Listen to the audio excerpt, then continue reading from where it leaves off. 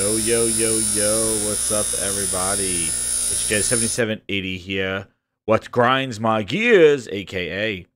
And yeah, with this impromptu kind of video of something that we missed last night. Ah, no, I didn't. You got to send me the link of that one. I'm talking about the Rod Ferguson interview on IGN. I got to see that last night, right after I did my Grinders Roundtable. So, guys, check that one out. And that was an impromptu one. You know, we're doing the other podcast. And I had some of the guys in. Shout out to Big Money and Cyber for coming in that. And we just did some impromptu kind of post Gears of War Fallout. I'm sorry, E3 Fallout. And yeah, so anyway, I'm going to jump right into it. We are going to talk Gears 5. This is the Gears show right now. Grind my gears. We're going to go Gears. And, yeah, you know, I think shout out to Smooth. We were supposed to do a Planet Xbox, but I think he was going to watch Spider-Man. So, I'm going to do this Grind My Gears. But you know what? I know you guys like that roundtable thing. I'm going to do that too. We got that going on. I'm going to be doing that. Maybe if you guys want to join in, you know, maybe we'll get one of these guys, one of you guys from chat, when the grinders come on in, we'll just bullshit and talk, stuff like that. But let me pop out my chat here. Now, I'm going to share my screen. Actually, maybe I should put my screen over here. Hey, you know what? This is what I'll do. Hold on. I'm just going to put it on my phone so I can see chat, because I definitely want to bounce around that Rod Ferguson interview that just happened on IGN. And, you know, some of the things of what's going on with Gears and some of the things he said. I see Kev came in. Jemiah, what's up? Wrath of the Emperor, what's up, man? How you doing? I'm just going to go to my channel because I want to make sure I see you guys chat while I share my screen. So you might just hear something right now. Oh, there I am. And, yeah, we go. What's up, Baltimore's? How you doing, man? So I got the chat coming on over here. I'm going to do this. And what I'm going to do is mute it. There we go. All right. Now, I don't know if we're going to be talking about, you know what? I'm trying to use the phone! That's what I'm trying to do right now. I'm trying to use the phone. So, we're going to get right into it. I'm going to go share my screen, and we are going to do this. Because you know what? Enough of the horse shit. You know what grinds my gears, how I do it. We're going to do it live, and we're going to cover this shit now. So, IGN Unlocked, $3.99. Had an interview with Rod Ferguson. Now let me say this, guys. Rod Ferguson, cool dude. He's like one of my favorite executives. Like, I think of the studios or whatever like that. I like how he presents. Well, some of the decisions that they made, I don't know if they're all his, but I do like his. I like his demeanor. I liked it. I trust the franchise of Gears of War with him. But there are definitely a bunch of questions. Now I don't know if this is all on him, if this is what he wants, because in this interview you kind of get a sense of, like, you know, there is some sort of stuff, there's stuff going down. Like, I'm not feeling the super confidence with it. For what I'm saying here, let me share my screen here. But it's just, you know, oh shit, look at this. This thing's like over here. There we go. Let me make sure that this thing's nice so you can see it. Nice IGN. And then, yeah, know what happened? I don't know what happened to my chat box, guys. Oh, there it is. Now you can see your little chat. There we go. There you guys are. Well, you guys got to get your shout outs on my video. There we go. Mad? No, I'm not. Kev, I'm not mad. There's some concerns. And you know where a lot of my concerns are coming from, because this is kind of the biggest title that is coming out, besides Horizon, I guess, right? But one of the biggest titles that's coming out that's now in game, like a Game Pass thing, right? So that's kind of, you know, where I'm coming from here. Yeah, let me. I have my chat right here. I'll have you guys right over here, and yeah, I'll see. Whoa! Was like, okay, how can we challenge Rod? So yeah, do you hear that sound? Okay, we got it. We are good now. So this is the interview that they had. And there are a couple of points that I just wanted to make out. Now, in the beginning, briefing, we did gameplay, you know, through Miranda's piece, and we had lots of ways of talking about it. People were like, "But in your 6 minutes, I didn't see this." Yeah, I'm like, I mean, we talked so about that. One here. of the criticisms, we thought you guys. One of the criticisms that they brought up in this thing was, what they did show at E3, right? And in this, and I don't know if he was challenged about this, but in this, he basically kind of explains that, there was a disappointment. And Ryan McCaffrey does make a kind of a face here and saying that, like, what you showed on E3 stage wasn't really did Gears of War justice or Gears 5 justice, And he emphasizes here a lot of 6 minutes, 6 minutes, 6 minutes. And I'm just going to let you guys hear it. And then, if you want to chat and comment, grind away. And then I'll just give you my opinion on it. So I'll let some of it just play. Great, really great reception. I think some people wanted campaign. I was going to versus in July and Horde in August. And so this reheating thing is just like challenge expectations was kind of what we call the commander's intent was like, okay, how can we challenge expectation, whether in the product or also in marketing and PR? And we felt like, trying to start a fire, essentially a hype fire a year before or 18 months before, and then having to reheat all the way through is hype fire. I'm stealing that. Hype fire is my favorite new phrase. And so this reheating thing is just like hard, and so you have to like get everybody excited and then let everybody cool down and get everybody excited and then everybody cool down. And so we just felt like, okay, let's just go dark for a year and wait till the next E3, and then we'll just hit every month. Wait for next E3. I want to ask you a bunch of questions, and I want to have them answered immediately. We like waiting for E3. After that, so that's why we're doing like, we did Escape in June and Versus in July and Horde in August and back to campaign in September. It's just okay. So you heard the breakdown. So you heard that this. So what he's going to do is Versus in July and Versus in July. That's when the beta is happening, where we're going to play arcade mode, which is the mode that he mentioned in another interview. It's there. He mentioned it inside the Giant Bomb interview, that the mode that we're going to demo in the technical beta in July is going to be the arcade mode. And that mode is basically a mode to try to garner in new Gears of War players. So I don't know if they're going to nerf shotguns, not have shotguns in it, but it's basically a way of not discouraging new players. That's the mode that they're going to test in July. Now, maybe they'll add other ones, but he specifically studied arcade mode. That's July for Versus, and then he says Horde in August. Horde in August, and then back to campaign in September. Is just campaign in September. The game releases what? September 10th, September 11th, September 9th. What is it? It's like first week of September. It's not like end of September. It's beginning of September. So, what? You're gonna show it a few days before, the week before the game comes out in September. You're gonna talk about campaign. I digress. No, I'm just clarifying it. I'm not digressing. Let's keep going. Okay, let's just keep it going. And so so that was the reason we did Escape. We felt like Escape was going to be on the floor. Let's put it on the stage.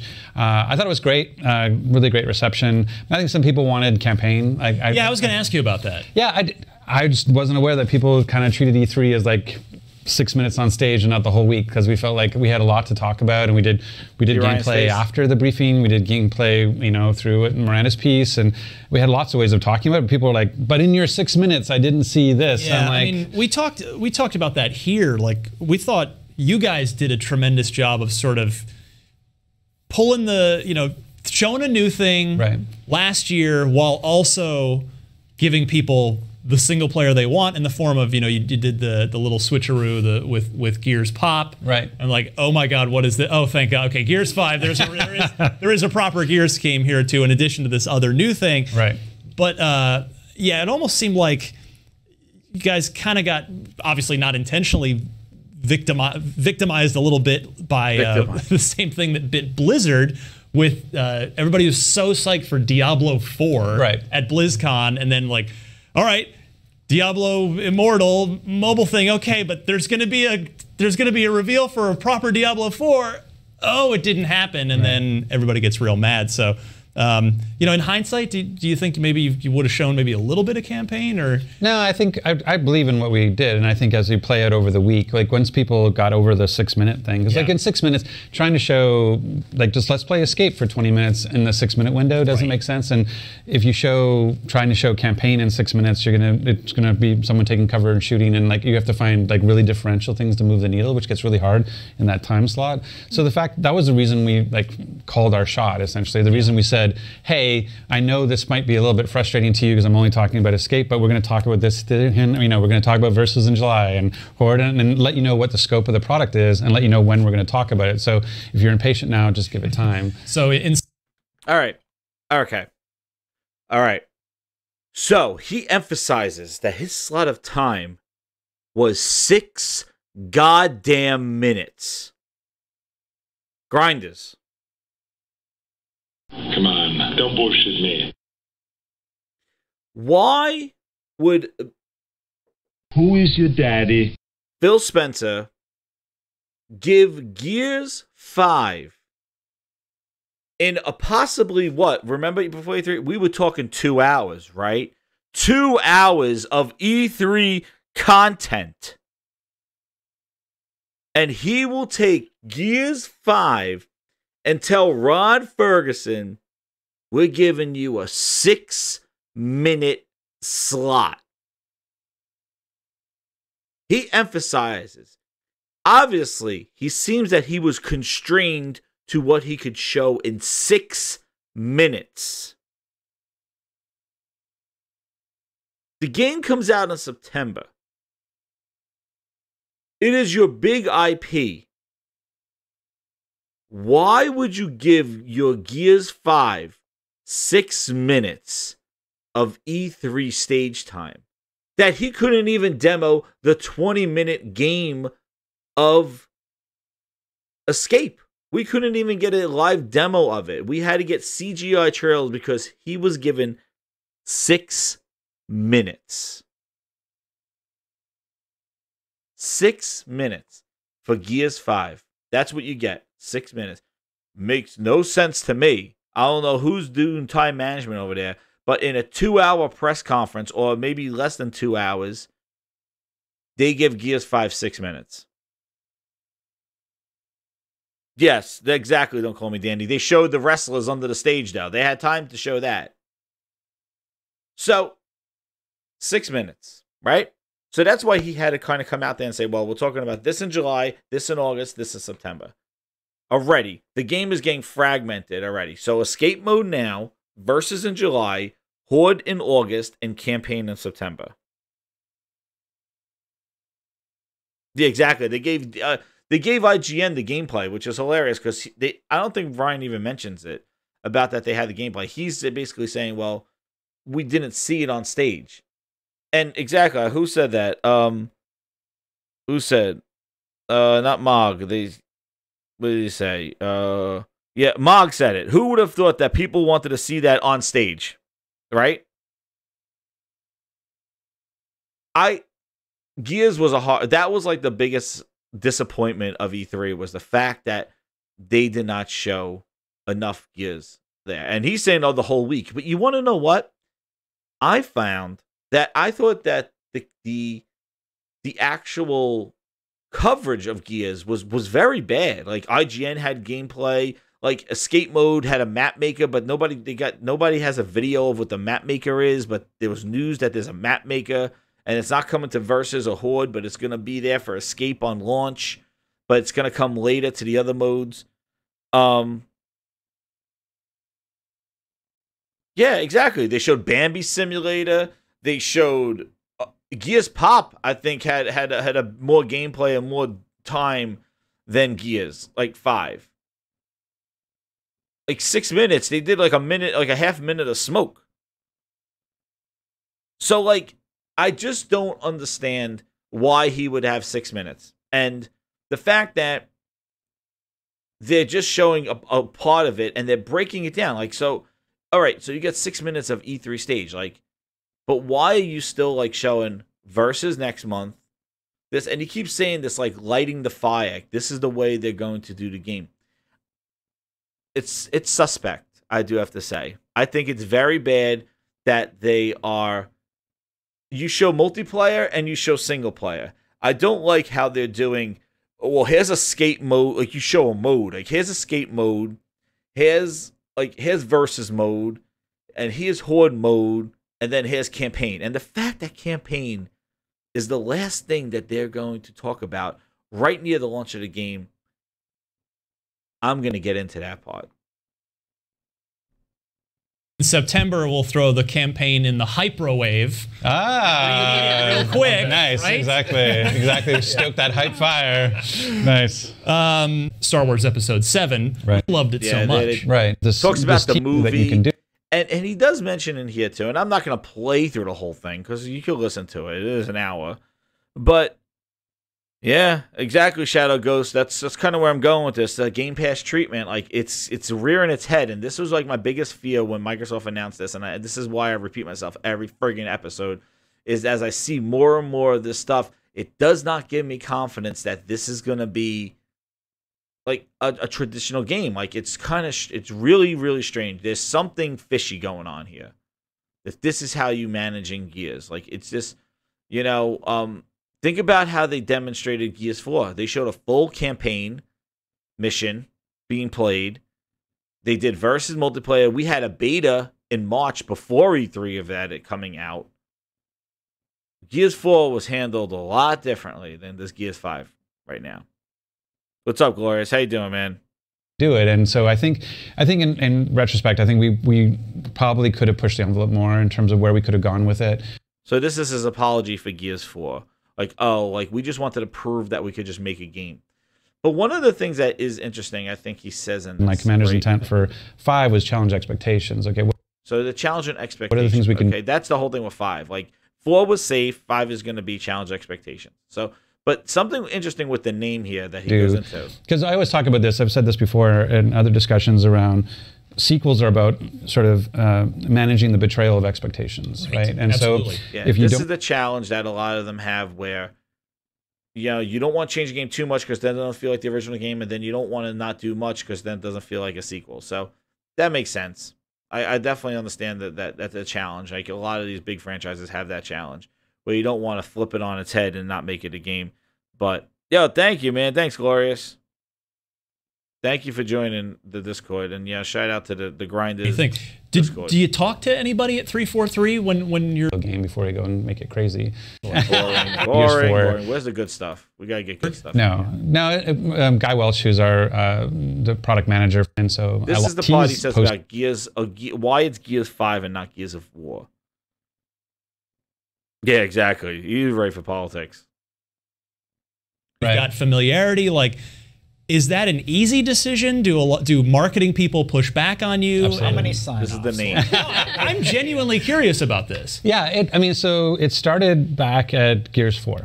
And because we were switching from 1, 2, and 3 and Judgment as part of the main franchise and going to sort of the next Gears of War, the next generation, I wanted it to be Gears 4 then.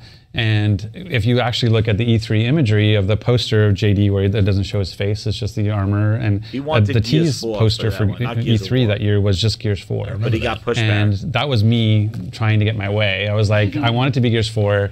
And they were like, I don't know. But we said, we'll at least try it with the tease image. And then when push came to shove, the discussion with marketing was, actually, I think on the box, we want to keep it Gears of War. And so I lost that particular fight in that moment. And so I was like, okay, that makes sense. I understand why we're doing that. Does that go up to Aaron Greenberg? No. Guy Welch, who's our the product manager for us, it's basically... The thing I think people don't realize, and this is just an amazing thing of being able to make games inside of Microsoft, is that there is no really autocratic, there's no voice from God that comes down and says, "You thou shalt do," right? And so Phil and Matt Booty, who is your daddy? They just say "Hey, run your studio and make your game." Who is your daddy? I don't have the "you must do this for the platform," or "you must do this in your game," or "you must do this way." That's not how they work. And so I'm really appreciative of that. And it's also nice to be 3-hour drive. To do it and everything, and so I pushed even harder to be just Gears 5, and they relented, and we said, okay, we're going to put it on the box that way. But the thing what we're doing, because we have such a big franchise, is that it's still Gears of War as the franchise. Yeah. We also looked at it as a family of products. So for the first time this year, we're going to have Gears Pop and Gears Tactics and Gears 5, and the idea of Gears of War Pop and Gears of War Tactics and Gears of War 5 just felt like it was kind of too much. So I like the Gears Pop, Gears Tactics, Gears 5-ness of it, and so it was just an abbreviation to make it feel more contemporary. I was going to ask you about Gears Tactics. We didn't see anything on. No. There we go. Year, Glorious Kev, he's ready for this one.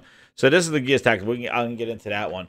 So basically, this whole Gears of War 4 that he wanted, and then he wanted Gears 5 for this one.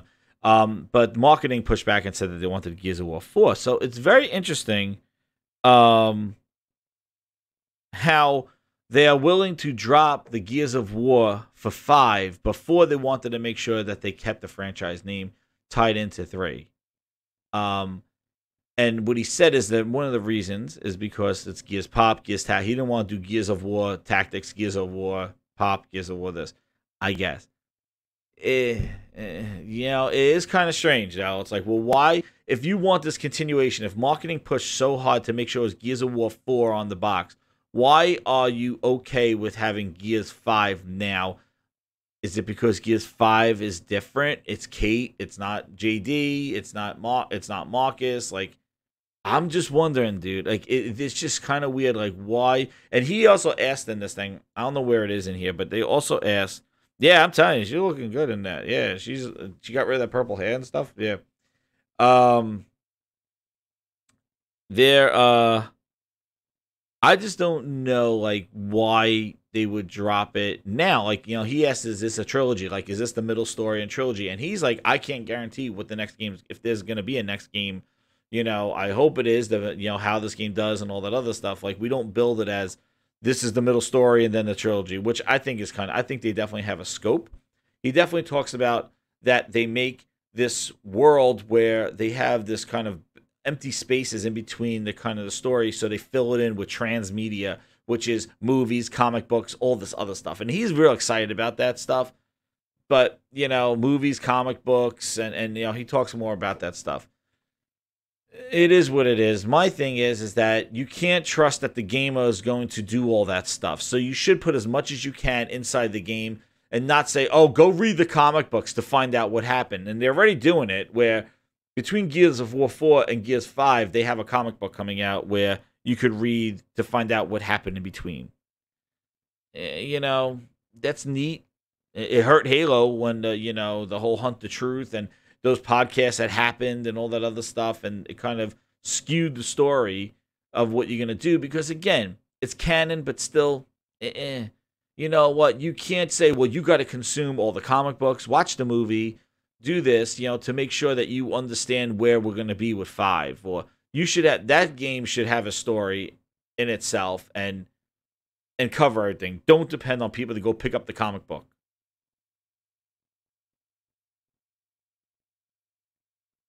So this is the other part, and then I'm going to get into the campaign, because I think that's where one of the biggest concerns is. So this is Gears Tactics, okay? He asked why it wasn't there, so we're just going to hear it, and then... I'm sure there's good reason. You're showing Gears 5, you're showing Escape, a game's in development, but how is progress on that going? Because, we haven't had a chance to play it yet. It was shown off a year ago, and it's been pretty quiet ever since, so... What's the story on that one? Yeah, it's moving along. Like, we want everything to have its own time. And so that was actually another particular interesting sort of behind the scenes, was that people didn't want me to announce all 3 games at last E3. They felt like, okay, maybe you're going to dilute the message, or you're going to, like, people, or you're just going to... The one thing I have to say is funny is that he says that there's no, like, the great thing about working on Microsoft is that there's no, like, who is your daddy? A guy telling you, like a voice of God telling you not to do something, like, it's pretty flexible and all stuff. But it sounds like in everything that he's saying that he had one opinion and everybody else told him opposite. Gears of War, Gears 5, 6 minutes on E3 stage, get it done. And now Gears, we don't want you to announce 3 games. Do it. Like, it just seems very... Kind of counterintuitive to what he just said. Maybe too soon, and again, you'll start the hype fire, but you won't be able to keep it burning. But I just felt like one of the things... This hype fire thing, Microsoft's strategy with this whole hype fire thing with their games, with Crackdown and Sea of Thieves, State of Decay, the way they released their games was that they held a lot of the stuff very close to home. It caused for concern. People questioned it. And then, like, a week before the game releases, they have an Inside Xbox, or they show a trailer, or reviews and previews start coming out. And it solidifies the doubts that people had, because it's like, yo, this game is buggy. Yo, this game doesn't have enough content. Yo, this game is really not you know, it's the online, the cloud works, but you know, it's very shallow. There's no progression system. You know, the campaign is very just side missions and very straightforward. Not a lot of stuff to do. Like, again, like Crackdown. Like last year at this time, we were saying, "Where's Crackdown 3 multiplayer? Where's the cloud?" Because Microsoft was like, "Oh, we're just talking about campaign. We're just talking about campaign on Crackdown." And now we're doing the same thing with Gears of War, where there's escape mode. Well, what about campaign? Oh, you'll see it in September. Like, when the game releases? I don't understand what this hype fire is, and what, like, look at what Sony did with Days Gone. Like, they didn't, like, blow their load on Days Gone and just, like, show us, like things that spoil the game or, like, not talk about it. They basically had Game Informer cover it. They had it on the front cover of Game Informer. They had a coverage. A guy came back and played it and had, like, a preview of it. Like, remember that, like, Crackdown was on IGN first? Remember that? Like, what did that do? They showed one trail of 2 minutes of a menu system with Joseph Staten. That was IGN first. Meanwhile, Game Informer had a full panel of sitting around a table like this talking about Days Gone and that guy's reaction, how he played it, and you know, coverage and some stuff that he was allowed to capture. And then they had another video, and then they, like, I just don't understand Microsoft's strategy with this hype fire and stuff like that. Like, I don't, and he says it, like, people worry that you can't sustain the hype of a game. And I think Microsoft's solution to this is basically just hold on to all your eggs and just kind of dump them out right near release. And then we could just ride the fire. I don't know. And what fire you gonna, I don't know. But here, this is the Gears Tactics thing. This is what grinds my gears. And I know Glorious Kev in the chat, all PC folk, all my PC grinders out there, you're not going to like what I got to say, but guess what, guys? They love you. They love you. Anyway, listen. So as you get up to like 5, as you get up to a bigger number, and as a franchise, you know, you get this like, well, is the franchise dying? Is it decaying? Like, how is it aging on, you know, how is it aging? And I want to just reinforce, like, Microsoft is tripling down on Gears of War. We got, like, you know, with our multiple comic book series and multiple novels and the movie and 3 games. Like, they did buy it for $2 billion, so they're not just going to let it sit on a shelf. It was actually $1. It was fine. But Mark Rain, make it back. So that idea. So I wanted to get all 3 out just to say, like, hey, we're alive and fine and we're doing well, and that there will actually be, as we're trying to grow the franchise in a mobile space and a PC space and console and also transmedia, which I hate that word, but you know what I mean, that in linear media. And so that was the reason I really pushed for that announce. But what it does mean is things like, you know, Tactics is going to have its own time to shine. And because, again, I don't want to be always talking about 3 all the time, you know, 3 different games at the same time all the time. So it was like, oh, Tactics will fall back this time because we're so close to shipping Gears 5, too close to shipping Gears 5, that, you know, it's time to let it sort of rise to the top. I feel like Gears is really well suited to a strategy game in the same way that Halo was. We've been talking about that a lot too. We're like, we want to try this because it makes a lot of sense and like how the movement in Gears is, and it just. It is unbelievable. Like, so when you think of like the cooking term of, you know, a reduction, like when you take, like, if you take like red wine and you reduce it down to, like, that's what a tactics game is for Gears. It's like, it's Gears at its most, like, core.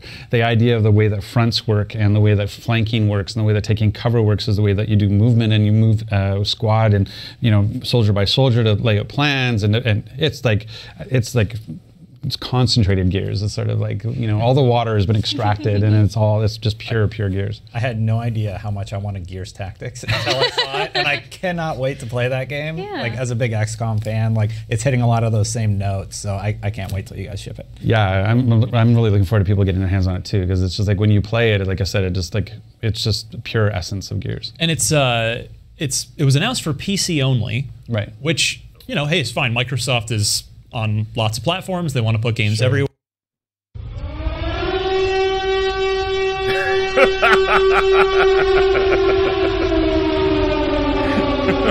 There it comes.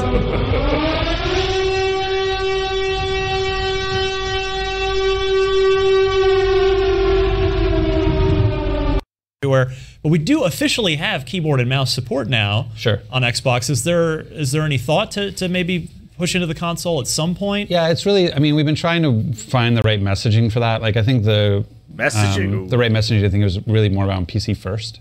Because the thing that we want. Okay. The messaging is PC first. He basically said keyboard and mouse is on Xbox right now. So there is no technical reason why this game is a PC first. It's a social reason. It's a business reason. It's a reason he's just going to tell you right now.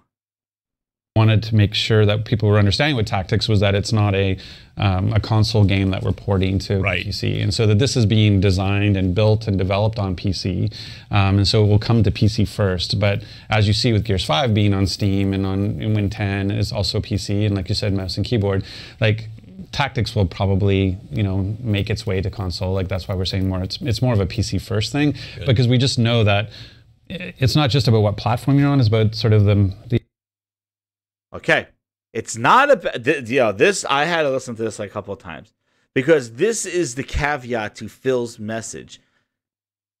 It's not about what platform you're on. And like, the amazing thing is that Gears Tactics is a PC first game, right? And then he says Gears 5 is on, he's like, Gears Tactics is not a console game, just port it to PC. But meanwhile, he says Gears 5 is going to be on Steam and Xbox and console. Like console and PC. Now hear this. This is the reason. And this is the reason why I am on PC. Because this is the, and Phil already retweeted it. Retweeted their commitment, their desire to kiss the PC gamer's ass. That's basically what he says. Let's hear what he says. The idea, the ideology you bring to developing it. And we wanted PC players to know, like, this started and was built on PC and designed on PC and everything about it is PC. And then in fact, we're actually going to have to put a bunch of work into changing the UI and the way that you interact with the game in order to do it on console. My hope is that we do something like Diablo 3, which is like, I feel is actually better. I agree with you, actually, yeah. Like, I prefer to play Diablo on console. And so I hope that as we have to take that UI and move it over to a controller, that we can actually do as well as Diablo did. Work into changing the UI and the way that make its way to console. Like that's why we're saying more. It's more of a PC first thing. Good. Because we just know that it's not just about what platform you're on. It's about sort of the idea, the ideology you bring to developing it. And we wanted PC players to know, like, this started and was built on PC and designed on PC and everything about it is PC. And then in fact, we're actually going to have to put a bunch of work into changing the UI and the way that you interact with the game in order to do it on console. We got to put a bunch of work in to make sure that it works on console. Oof. So it's the ideology. Like, it's basically like we're making this game for you guys on PC. This is their commitment to the first-class citizen of PC coming from a Microsoft Game Studios on a franchise that started on console. So it is a PC exclusive. You say PC first, whatever you want. It's a PC exclusive. Now, why in the world of exclusives or dirty talk, don't talk dirty to me. Exclusives are so dirty, but why do they feel that this game is to be an exclusive on PC? The ideology of it, it's built on PC. Somebody told me that all games are made on PC. Okay. Well, obviously, there's an ideology behind it of making sure that the PC guy knows that this is for you. This was made specially for you. Where is that love for the Xbox dude that said, hey, this game was made for you? Gears 5 doesn't have that love. I would be okay. I would say, man, that's fine. You want to make Gears pop for the phone, saying this is for you, phone guys. Gears Tactics saying this is for you, PC guys. And Gears 5 saying this is for you, console guys. No. Gears 5 is not just for you, console guys. It's for those guys on Steam and on Xbox on Windows 10. That's just a console game ported over to PC, which I guess who knows if that's acceptable or not. We'll see if the PC guys like it or not. But Gears Tactics is made for you. There is no physical limitation. Keyboard and mouse support. There's $150. Shit, I don't know if it's $150 or $200. Accessory, keyboard and mouse for the Xbox One. I don't know who out there bought one, but this game is not coming to your $250 accessory. You're going to have to use that for the PC. A wireless keyboard and mouse by Razer, made for Xbox One, would have supported maybe 15 games. This game would have been perfect for it. Everybody said it's coming, but nope, it's PC first. And then he says a number of times it is going to take a lot of work to get the UI to work on console. So it's not PC first for a week. It's not PC first for a month. It's probably PC first probably for a year. Maybe, who knows? I would say at least 6 months, maybe even more than that. It depends on how it does on PC. If nobody on PC wants it, then I'm sure they'll get the console version out pretty quick. But PC guys, they bow down to the PC. I don't know why. When you have an Xbox console, they're the premium. The console player is the one who buys the most and spends the most. That they don't feel the ideology of making a game just for you on the console. And this is what grinds my gears. Because there's people out there that still believe that Microsoft cares about the console. They do not. Get out! Take it back! Take it back! Trade it in! They are done with you! Take it back! You son of a bitch! Check it. They are done. They have made a huge effort. They are like kissing the PC gamer's ass. Like, we screwed you guys, which they did. But now they think that those guys are going to welcome them back with open arms. And they have to do these Gears Tactics kiss asses back to the PC guys. Meanwhile, know what the PC guys are going to do? I think Glorious Kev could tell me right now. They're going to chew it up and spit it out. Thanks, Phil. Thanks, Rod. I'll just play this as my side bitch and when I play my other 1,000 games from Steam sales. You came to me.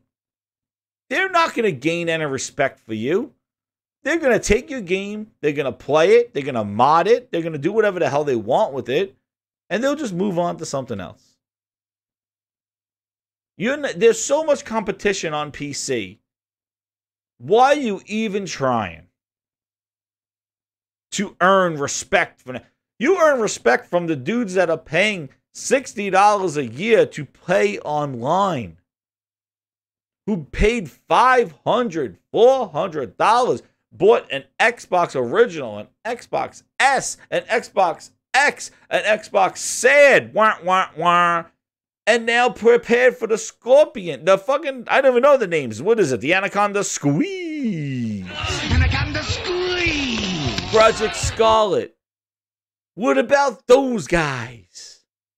What's with kids today, huh? No respect. You bastards!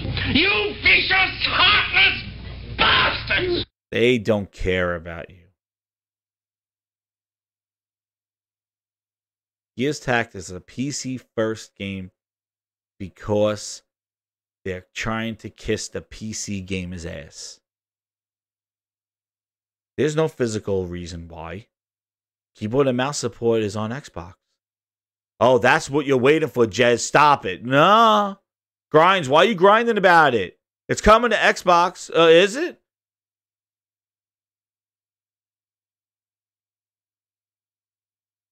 You can't do this and be successful.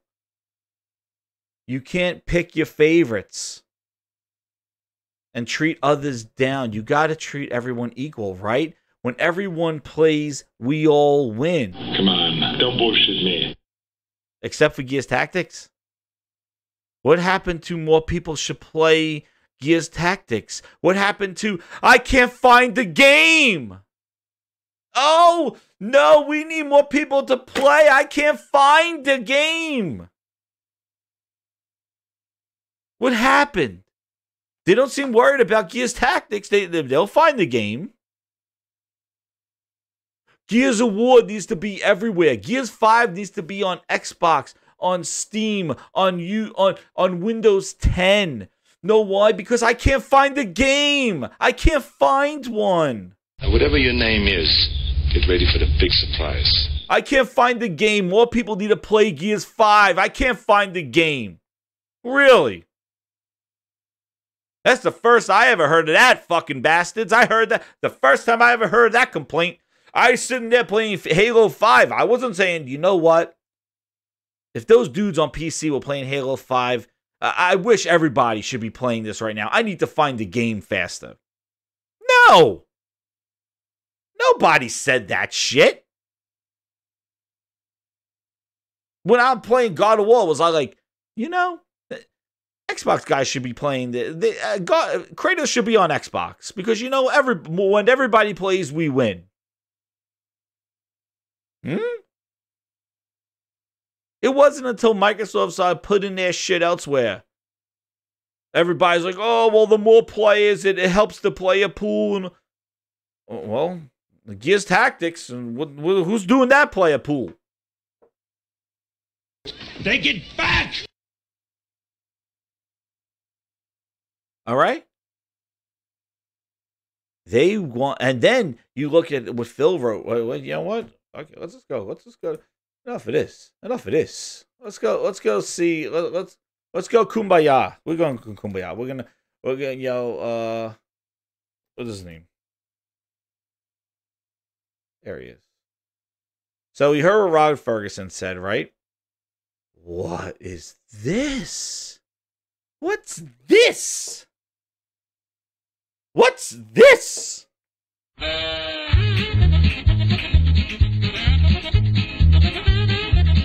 trying to use the phone! And may the Schwartz be with you!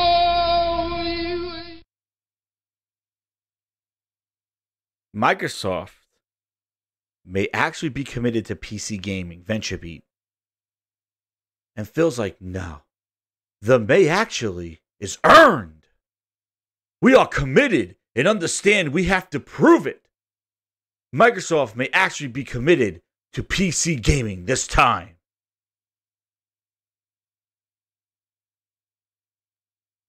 Oh, by the way, buy Project Scarlet next year for $600.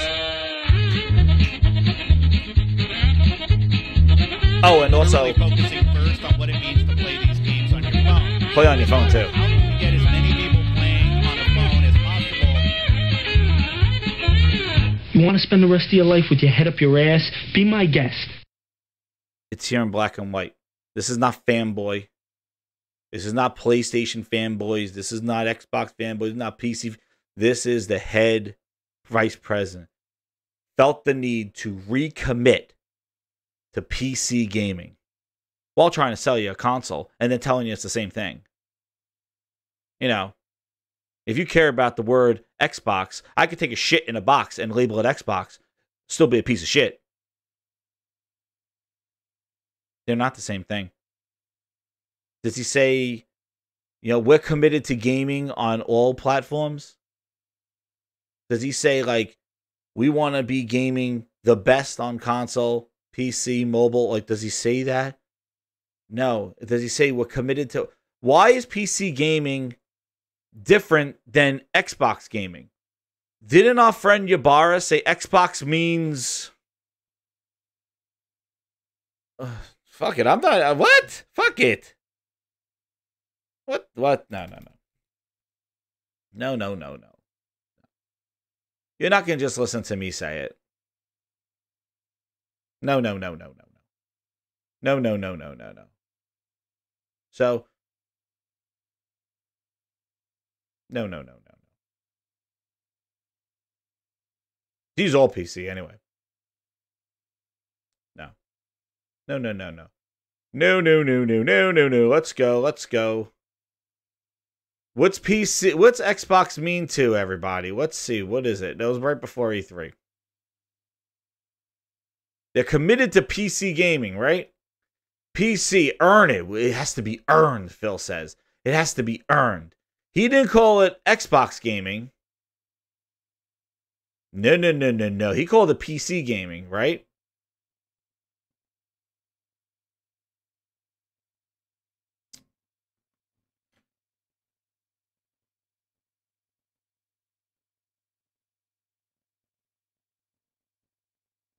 I don't think so, sucker!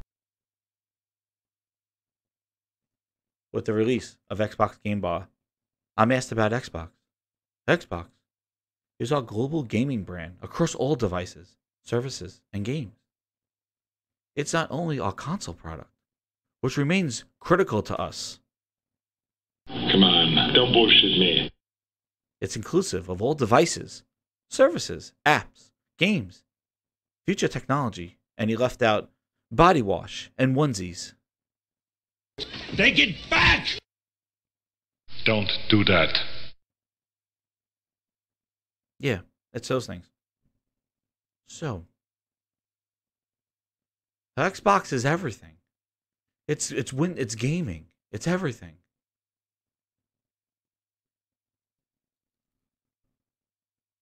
But Phil says we are committed and understand we have to prove it. Microsoft may actually be committed to PC gaming this time. So are you putting all the pieces together, grinders? Are we seeing this through our eyes? Are we seeing this through the fucking internet and see the mixed messaging, the confusion, the I don't know what Xbox is, what's going on? What is it about? And they're talking about that Xbox, that Xbox app, that they may be committed to PC gaming.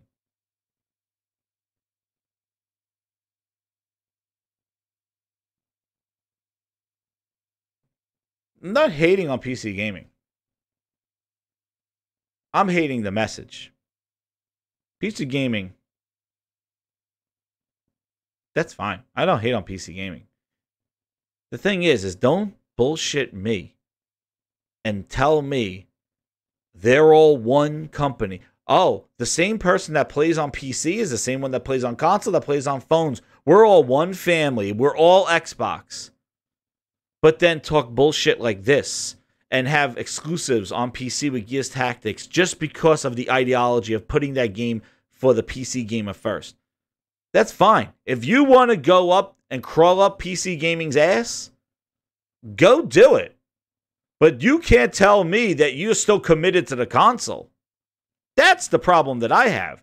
I don't have a problem with PC gaming. I don't have a problem with console gaming. I don't have a problem with mobile gaming.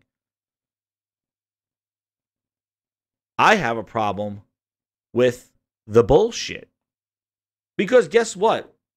Unfortunately, the biggest show in the world of E3, came and went, and we're still sitting here going, oh, their studios are making games. They're doing something.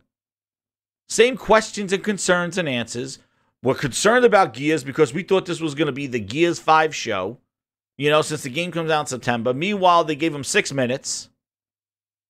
I'm going to start playing the Rihanna song, 4, 5, 6 minutes to nowhere, whatever the fuck that is, with Paul McCartney.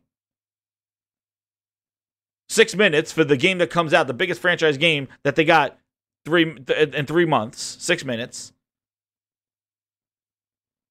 Tell me that we're all one family. Try to sell everybody a new console. Sell everybody strap-ons on phones. And then just crawl up PC gaming's ass. And say, oh no, we care about the console. Go buy another one. Go pay for Xbox Live. He makes it a point to be committed to PC gaming. Rod Ferguson giving it PC exclusive games. Where's the console exclusive games? Where's the game that's built for the console going, this is for you. This is for you guys who pay the most and spend the most and have all the subscriptions. This is for you guys who paid for the Hovis method and the most colorful pixels and the uncompromised formats and fucking ass wipes. I don't know what else the hell they promised. What about something built for that X architecture? The Hovis method. Hovis came out himself and talked about how he vapor chained it by fucking pissing on the chamber, whatever the hell he did, to cool it off. I don't know what he did. He did something. Takes a piss on the console, cools it off. It's a Hovis method. I don't know what the fuck they do.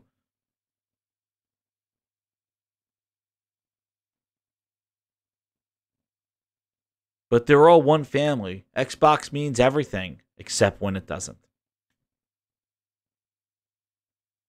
Except when it doesn't, right? Ah! No. All you. It means everything, except when PC dudes need it the most. Now, let's see. I don't hope is that we do something like Diablo 3. The song says, you know, we're going to get her to write a book. She's like, what do you want me to write about? And we're like, well, we don't know. And then we're like, well, then we think about it some more, and we're like, what? Because it's alternative. Movie. Hoffman. Back to this. So again, in terms of, and that's not to speak ill of your community at all. You have a thriving, passionate awesome community, but you know, it's not necessarily a frat boys thing. They just meant it was a very American game. Yeah. For Gears 4, when we were traveling internationally, we found like Dude Bro actually to them was just American. They were just like, this isn't a very and so you have to be okay with it. Yeah, down there's that path some good forward things. I think that was about and be able to it. make a lot of hives quickly. Sure. Because we want to create this sort of like, you know, on a regular basis, release new hives all the time. And so it's not like, oh, it comes 3 hives in the box and that's it. It wasn't that. We want to be, that's part of our live like, sustain. It's going to be like, you know, do we need to just our aspirations hear are it? weekly, like, oh, but it sounds so you see me like, every time I pause is because I'm trying not to say weekly, so I say regularly. But so we'll figure out what the right cadence is for the team and for the community. But you know, our aspirations are to try to do it very frequently, to have a new hive to go play. And then our hope is that once we started building with tiles, we're like, hey, if we can build with tiles and we're clicking them together, why can't the community do that? And why don't we make this tool available to the community to go and make their own? And so now using Map Builder, they can build hives. And we're kind of hoping that we start getting where it's some of ours and some of theirs that we can start featuring on a very regular basis. Miranda, you made probably one of the first ones outside of Microsoft and the coalition. Yeah, I made it really mean. And you have to finish, you have to play it and run it before it can be official, right? Before it can be real. Yeah, well, because we didn't want people just to make like impossible ones and so as a new player, you're going like, oh, I want to go play a community one, and they're all impossible because you know that would be how you would. Did anybody see the Map Builder in action and coverage? Like, did anybody?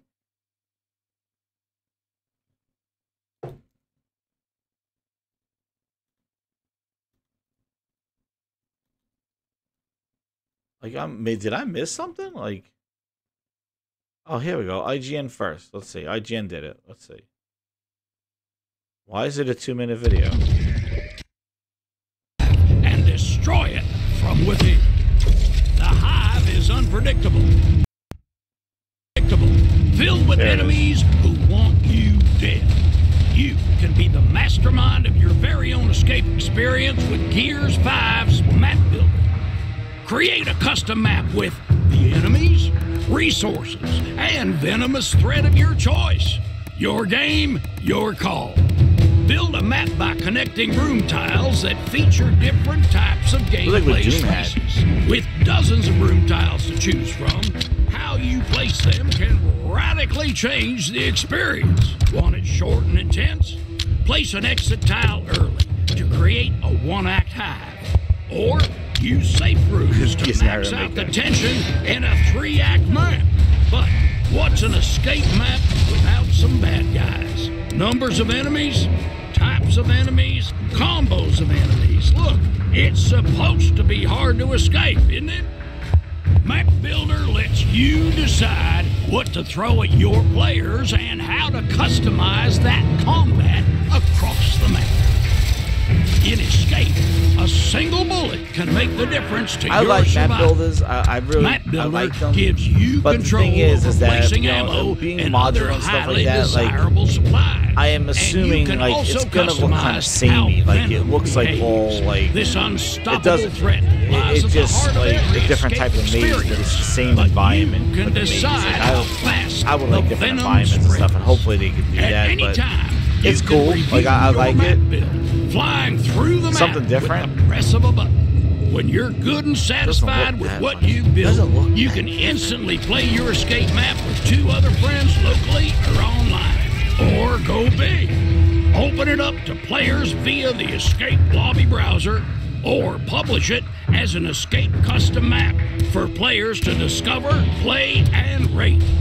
With Map Builder, the power of designing a custom hive is in your hands. Who can escape what you will create?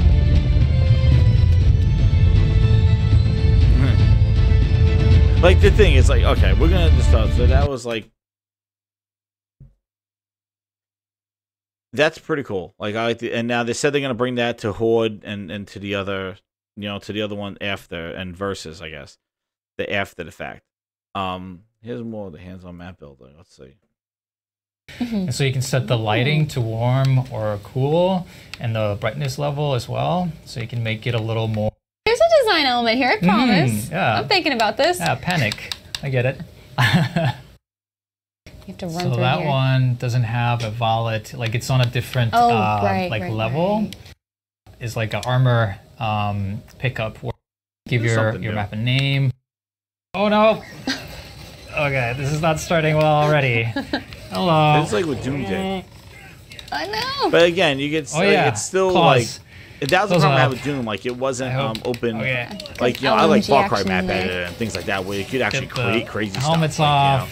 Things like that. Put And your maybe they'll shield add more different modules There and you stuff like go. that to it. But this is cool. Like this is definitely something interesting. I'm running. Yeah, so that's. I was gonna leave them behind. I feel like the Venom will take care of them. That's why I brought it. Oh, that's true. Okay, so now we'll have. Yeah, here we go. So the problem here is that you left the rocket Kill with launcher. escape mode. I think escape mode not that bad. I have very little to help me, and I've got shotgunners coming. The venom wasn't quick enough. See? I feel like I'm not Game getting of Tick help Shadow by didn't even my know own, that in map builder. That's how devices. effective Okay. their messaging was at Let's E3. see if I can get closer. It was all hidden in These the are snipers? IGN. For some All reason, those lines. all Oh the my map builder goodness. content was under IGN. no. You know? Okay, The they're multi-billion smart. dollar They're learning. company shows up to fucking E3, and meanwhile they hide it here under we go. IGN first. Good. I good. think Pistol. you're in a All right, And build your a own situation. fun. Pistol and a Have knife. fun, guys. Can you just go back to It's not bad. But the rocket launcher? Oh, I guess that venom is. Probably. I guess you gotta but build let's it see by where the venom yourself. is. Like you gotta complete it by yourself in order to Kill like, this guy here. let's see what happens when she beats The it. venom is coming in. They're Oh, going down. goodness. Yeah, you could do it. Oh no! They make you make the game. Yeah, we'll give you the things. Pistol? You build the content. We're just gonna put like 5 maps in there, Oh, and you there go you make go. them. Get those. But oh, nah, nice it's headshots. a map maker. Oh, It's a Venom's module map coming. maker, Oh, just like no. what Doom Okay. had, and you know, Coming for you.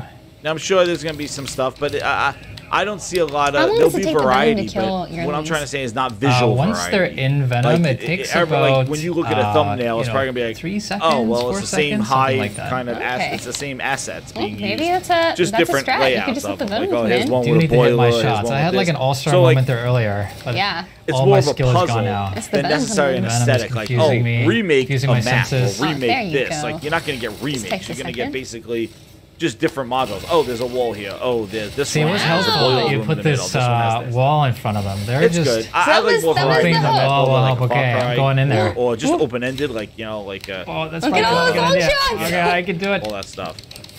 But maybe Nice. we're doing it fun with all the sniper rifles. That's pretty cool. They set up the sniper rifle. I think that's the thing like last that. one, isn't it? Let's hope the enemy Am I AI gonna is make it pretty through this smart. trap? Like, that's Did the you one make thing I this? think Get through the venom. is that by doing this, No. that they could have the enemy AI could just stand there until you enter the Do it. module. I believe or it's right are there. they really going to It's right utilize there. the environment? You're almost out. Oh no, it's closing already because of the venom. Yeah, Project Spark. Yeah, See, Dreams. what was that? Like Dreams is just remaking games. Like I made excited. I didn't want to say Dreams because people will be like, oh, well, it's a PlayStation. I'm versus very Xbox. Like, impressed. I feel like that cover in that's a front of different type of the game. This is a mode reinforcement in the game. tile Dreams is helped me out a creative. lot. That's what I was hoping for. It's like I want to help a little. This is just like this little. Nice Alright. job. just make Thank you. Did not expect to put come out of that stick alive. some modules together and do like that. Like I Great, I would congratulations, like more and thank you variety, again for joining and me on this hopefully they adventure. do that. Thank you so Because much for I building don't me this see, trap. You know, the Yeah, visual I'm variety. I'm like, sorry. You can't get to see like, oh, Well, if you want to see more on Gears this runs 5 and this all way, the this new runs things this way. coming So to I could see that, but not bad. It's something different, dude. Right? It's something different. It's something interesting. Make your own maps.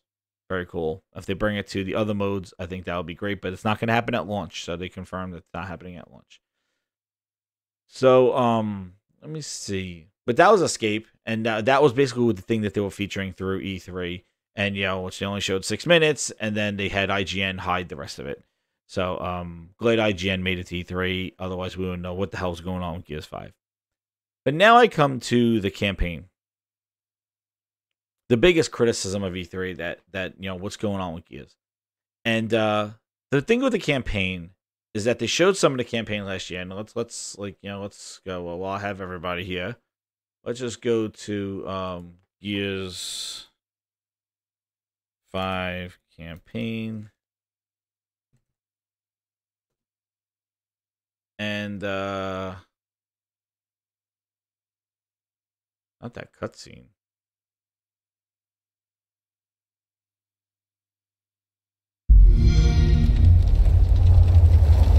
This is last year's. If you haven't seen it, might as well.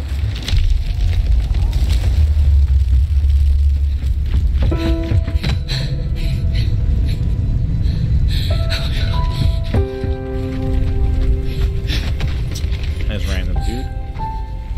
Kate. No. No. Kate, you can't see this. You don't want to see this.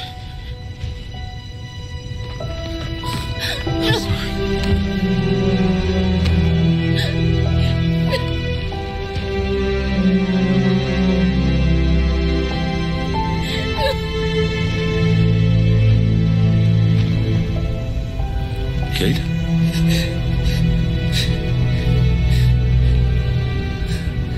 I'm sorry.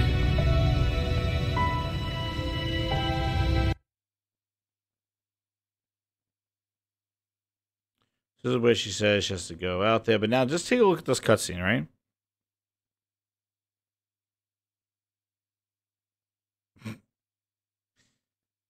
So, wait, hold on. I've been having these dreams. Oh, yeah, that's possible. Nightmares.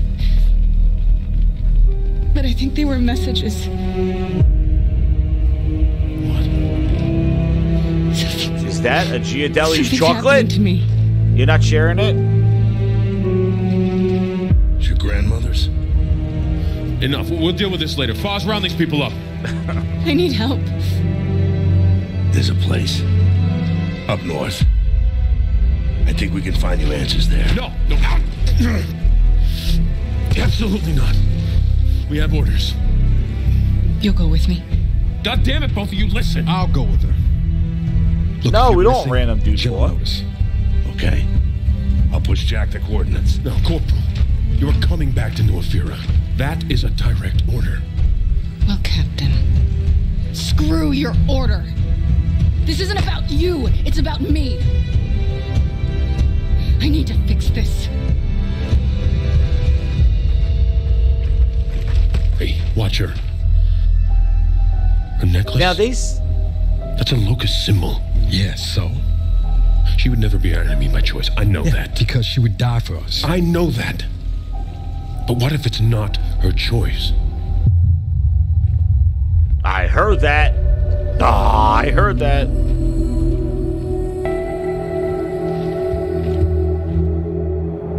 There it is.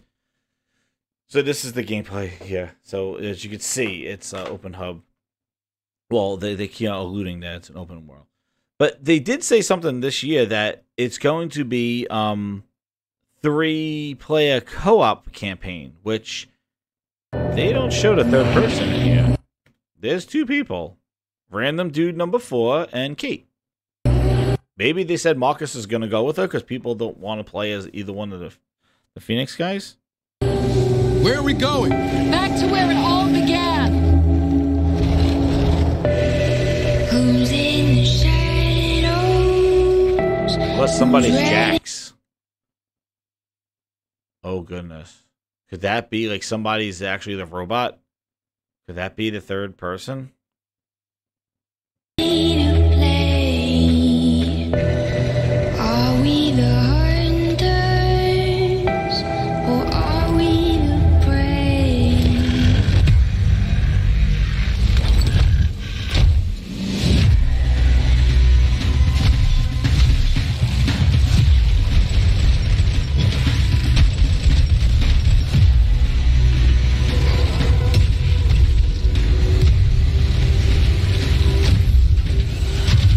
That's cool.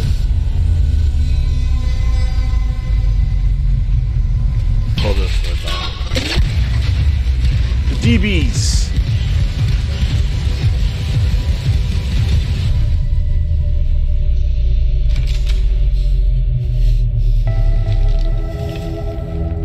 Hey. Why did you come here with me? What did JD tell you? This is a wild game of survival. So anyway, that was the campaign, right? So that was last year. It was a good trailer. It was good. Now this year they should have showed a little clips of that and showed somebody actually playing it and explain what the world is. And you know, one of the things I wanted to emphasize is like, you know, they're definitely alluding to some sort of like hub world or something along those lines. And they needed to show more of it. They showed more of it with Gears 4. But I showed you this clip, this scene, right? Well, so you saw that, right? That was a good. This was great. This campaign thing. This is a great reveal of Gears 5. I thought it was really good. It was very interesting, very dramatic music. Probably gonna get copyright on the music. Great for me, but who gives a shit? Good kind of feeling. You know, they showed her face change in this one and this year, but they didn't show anything with like some of the worlds or anything that they're doing it. They should have showed somebody actually playing the game, doing a little clip here or there or something. They didn't, right? But last year's E3 2018, this is where I say like and they're not going to show any more of this. This is all you've seen. And then he said They went dark for a year, right? To come back and show escape mode. That's it. This trailer was what everybody was showing with Gears 5 for an entire year, from E3 2018 to wait for E3 2019. This is the trailer that we all had. This is all we had. Nothing else. They come out E3 2019 thinking we're going to see more. Here's escape mode. Well, wait, what about the trailer that we've been watching for the last year? You're not going to add on to it or show us? Nope. We're not going to talk about that until September when the game releases. Major L. Big L. But now it comes to what? Some people are concerned. Some people are like, well, what's going on with the single player? Why are we not seeing more of it? Some people say you might be spoiled, which I will call that. Come on, don't bullshit me. They already basically showed you like her turning back to the queen, and you already know like they haven't spoiled. They spoiled Gears 4. Like they basically make you say like don't play Gears 4 because they basically spoiled the whole ending. You know, they're just saying, hey, she got that cog thing. She's this, she's that. Her face is changing. She could be the queen. She can't be the queen. Like they basically broke down the whole story for you. I think they're showing a little too much, like not keeping anything under the radar. But not only that, Uncharted, Days Gone, even Gears 4 when they showed it, like that didn't ruin the story. They showed the guys going into the cathedral with the hurricane, and JD was there and Kate was there, and they showed gameplay. They showed that courtyard fight. Like that didn't ruin anything. So what's the concern? let's stop putting things together, guys, as we wrap this up. So that E3, Inside Xbox 2018, Rod Ferguson talked about that campaign video. And listen what he had to say. Emotional. Talking about the motion capture of what we saw in the beginning. Scene. Yeah. Tell me about the way you approach motion capture and the way that you direct those scenes and the voice acting and everything, because it's next level See if stuff. you catch it. Well, thanks. Well, but it's new for us. You know, traditionally we've always separated the two. We've always put motion capture has been separate from voice acting. But this time we wanted to take it up a notch. We wanted to actually do performance capture, and so we found like 4 or 5 scenes that we felt were critical to the game to have that sort of next level. And that was one of them, where Kate reveals that she has a secret about the locust. And so what you're seing now is this is Laura Bailey as cool. Kate, and so just wanted to do a little bit of side by side about how that we get that kind of performance out of our actors.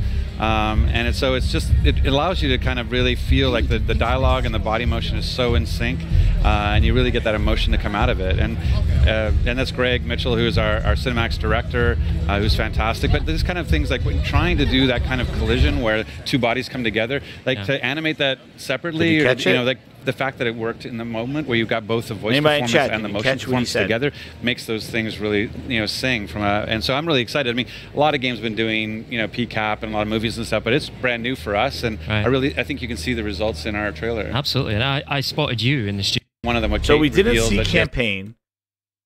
We got it in Game Pass for $1. So a big budget campaign, Uncharted, God of War, Zelda type game, like, is that something that's like a games as a service, or is that something that Microsoft wants you to pay $1, play the campaign, and be in love with it for like $1? No, they probably want you to be playing the multiplayer, right? With all the unlockables and engage that way and stay subscribed to Game Pass, right? So, what is your first concern? And I don't know if you heard that in there.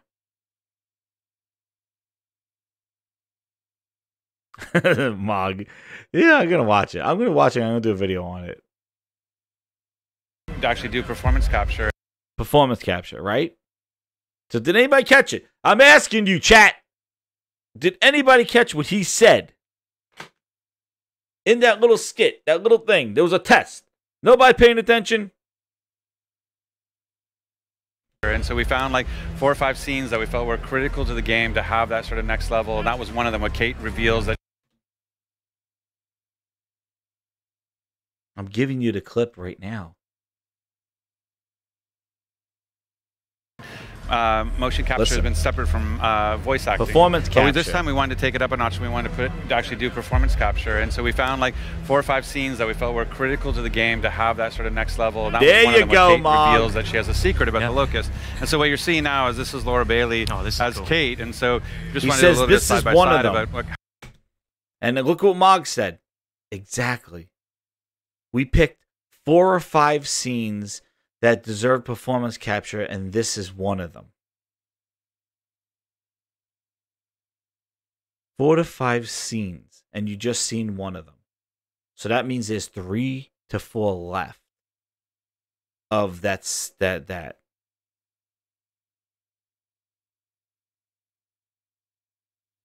So what do you think? This is not, I'm not making stuff up. What can it be a concern? We're not seeing campaign until September. They've gone dark on campaign.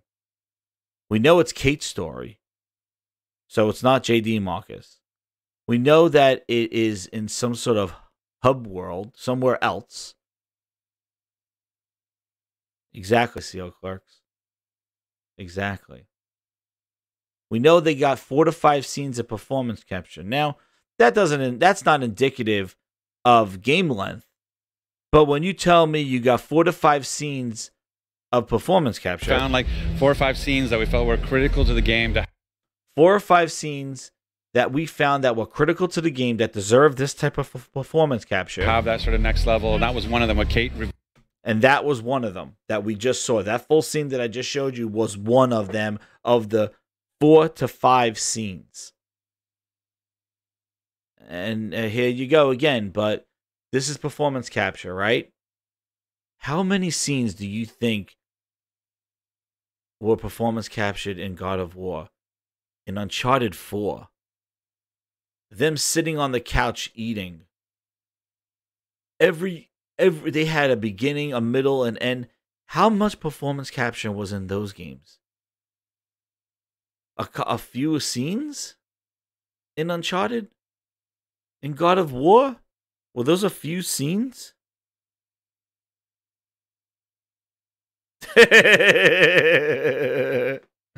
Glinza, comment of the night. Gears of War meets the Order 1886 campaign length. Yeah. I picked up that last year when I said that. I was like, oh shit. But did he just say 4 to 5 scenes of performance capture and we just saw one of them? So you're telling me there's only like 3 to 4 more scenes?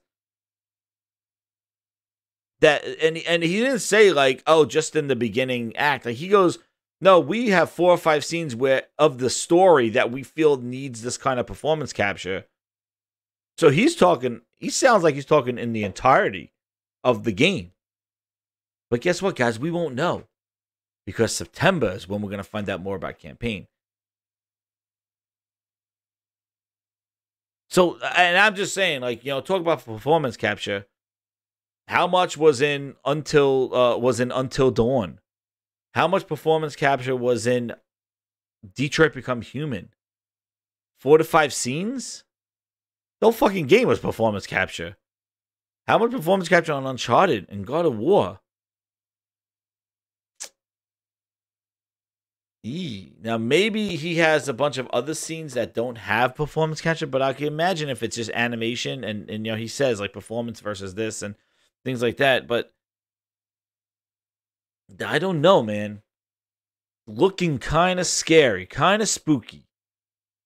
When you got 4 to 5 scenes of performance capture and we just saw one of them, so you got one down. You see how long they are. You know, it's not like their Metal Gear Solid level of a 1 hour performance capture. You just saw one of them, so what? They're about 15 minutes, maybe not 5 minutes to 2, 3. So my concern now is that, and the fact that we're not seeing a lot of campaign is that I don't think there is a lot of campaign to show.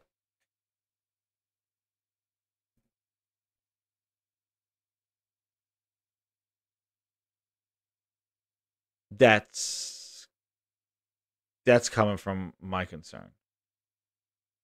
Is that I think the thing is, then you could tell from the hype, and I'm gonna turn that there off. You could tell from the hype and the interest in Gears 5 that basically, it's right, the Coon. I shout out to the Coon. You know, Xbox is blurring the line between AAA and AA. I don't even know if they're blurring the lines. I think they're taking an A away, and they're gonna present it inside. And also too, think about how Gears is being presented in these fragmented parts. Remember, my big concern with Gears was that it was gonna be spoon fed to us, like, you know, here's more, and you know, not all of it's gonna be on day one, and you know, things like that, and they were going to drag it out, and because they want you to say subscribe to Game Pass and stuff like that. Game Pass is a great deal. All right? I wish Game Pass existed, but they did not put their first-party games in there, at least not all of them. I would say, hey, put in your Sea of Thieves, your State of Decay, put those in Game Pass, but keep Gears and Halo the fuck out. Take it back of Game Pass. Don't make those games part of Game Pass. Make those games epic games, amazing games on their own accord. Take your other games where those other franchises like Sea of Thieves, like Phil said, like, you know, Game Pass helped Sea of Thieves. That's great. Those games that you don't know if it's going to be accepted, if it's a new IP or it's something you don't want to take a loss on, put that in Game Pass. Or the State of Decays and stuff. But keep Halo, and Forza you can even put in there, because Forza, whatever, it's a yearly game or whatever like that. But keep your Gears and Halo out of Game Pass. keep it out. Because you're going to have to be caveats made to these games, sacrifices, in order for it to comply with a Game Pass model. And that's the problem that I have with Game Pass, with their full commitment. And Gears 5 is going to be the first big game released in Game Pass of their major IP. Sea of Thieves wasn't, State of Decay wasn't, you know. And I'm not even talking about play anywhere, like Quantum Break, like on Xbox, on PC at the same. No. I'm talking about Game Pass. This is the first big IP, their tentpole IP that's going to be put in Game Pass. And Gears 5 is really going to set the tone for what we could expect from what Halo Infinite is going to be. And I do think it's very strange that these both games, these two big franchises, have changed their names moving into the Game Pass model. Gears of War 4 has become Gears 5, Game Pass launch.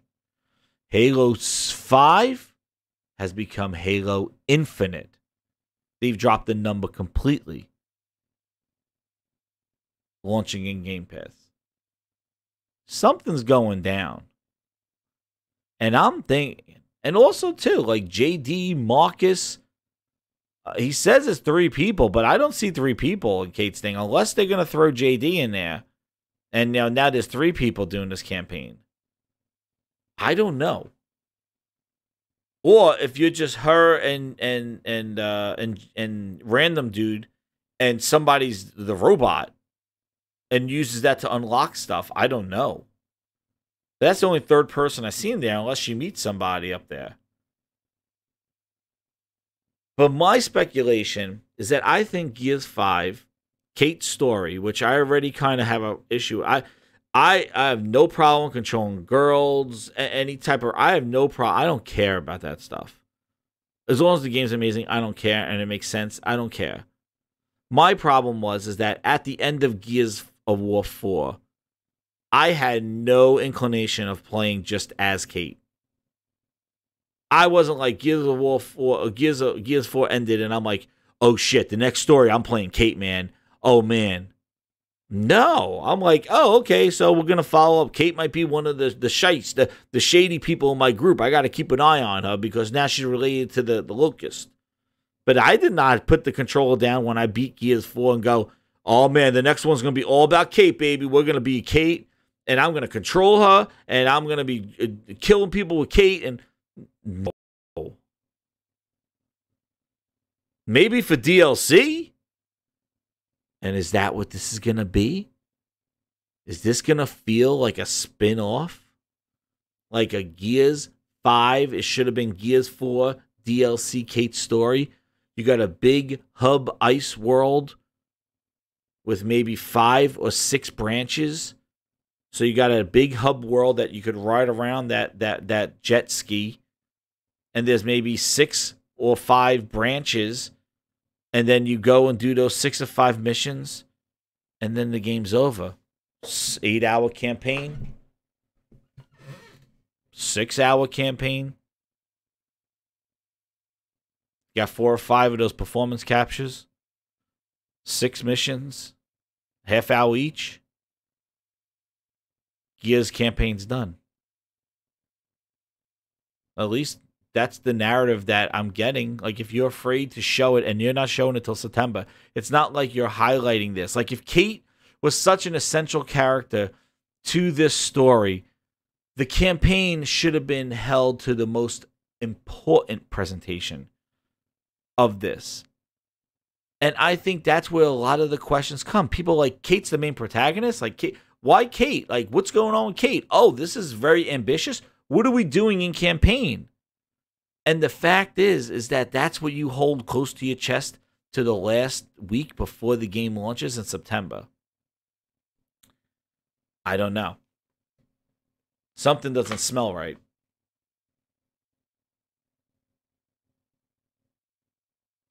Oh, this coffee smells like shit. It is shit, Austin. Ain't nobody got time for that.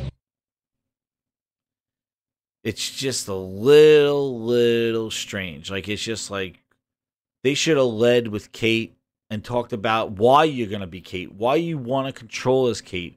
What's this adventure for Kate going to do for the story? Instead, they stay hush on it. And the stuff they should be emphasizing, the stuff they should be discussing. Thanks, Kuhn. The stuff they should be discussing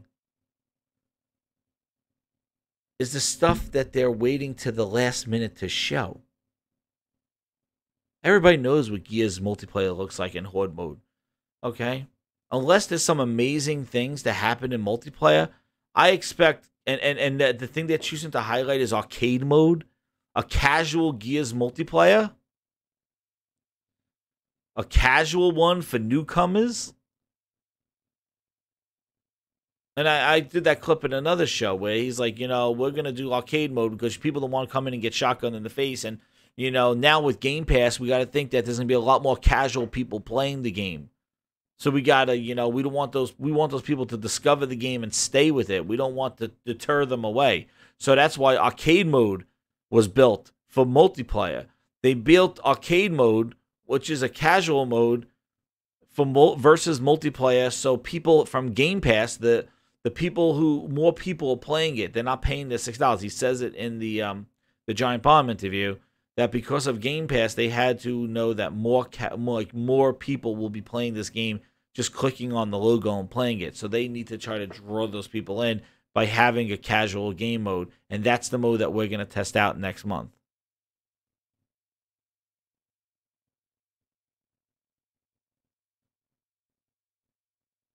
And that's right, Mog. Maybe they couldn't show another performance capture because that'll be 2 of them, so that'll be technically half the game because he said 4 to 5 performance captures. So he would have shown us 2 in 2 years. So what? Are there 3 left?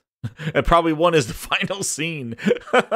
Like, that sounds kind of low to me. And he sounded like he was, and I kept listening to it. It sounds like the entirety of the game. There's 4 to 5 performance captures. Match that up to a game that has a 12-hour, 15-hour campaign. I know Gears of War campaigns weren't like, you know, but they weren't no 4 or 5 hours the order. Gears of War campaigns were at least 12 hours. Like, they were at least substantial campaigns. But I don't know. It sounds like it's gonna be a very like, and the fact that they're stretching out, and this is what happens when they don't show and explain. Doubt comes in. And the reason why it's like, well, wait, why are you so negative on Gears? But because, guys, we've been through this before. Where's Crackdown 3 multiplayer?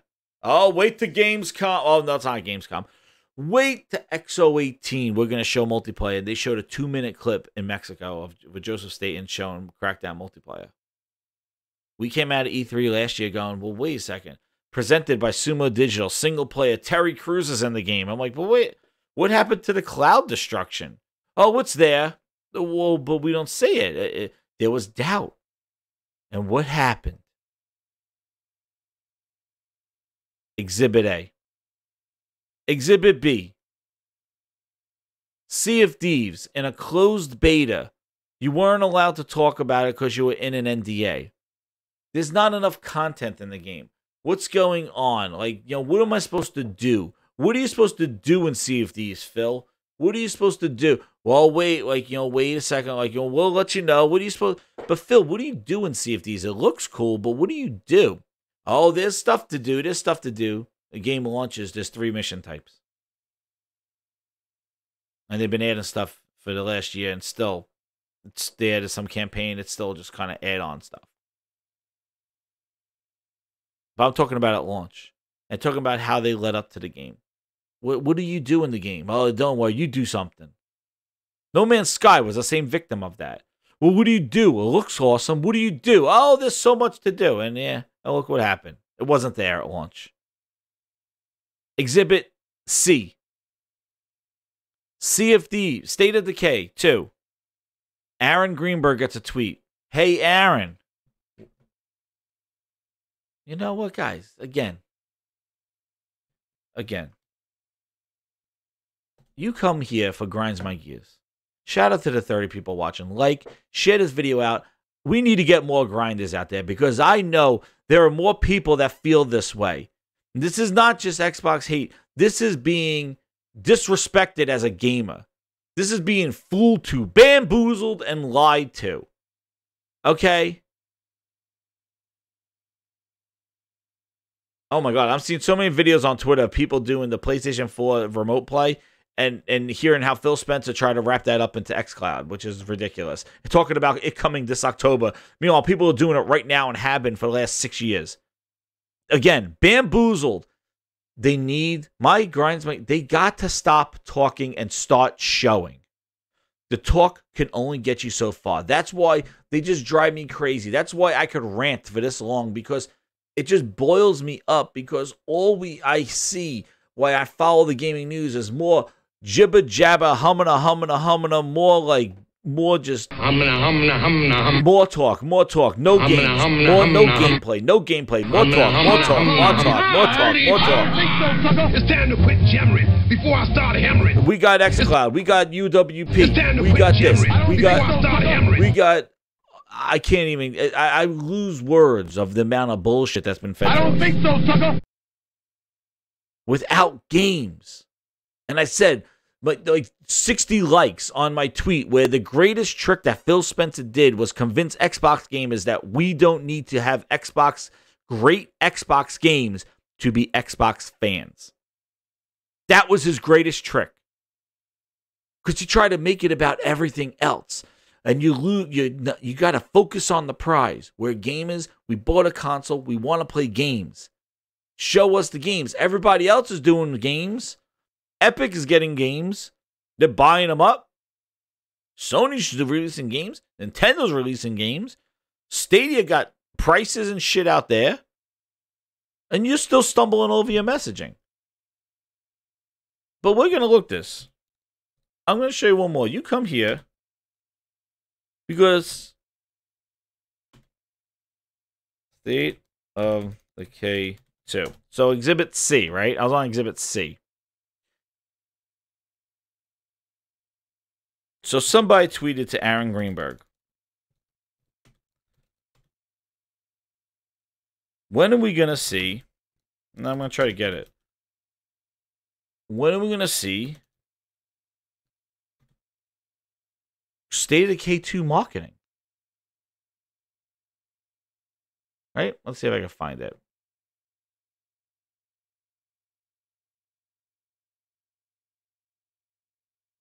Somebody tweeted him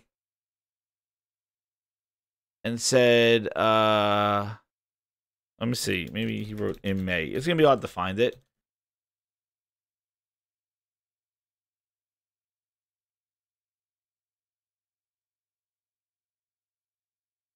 But he says,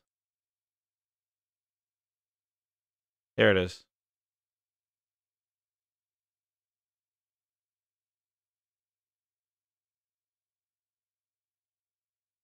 Aaron Greenberg. Well, this is where he says tune into Inside Xbox. Hold on, I'm just searching for it.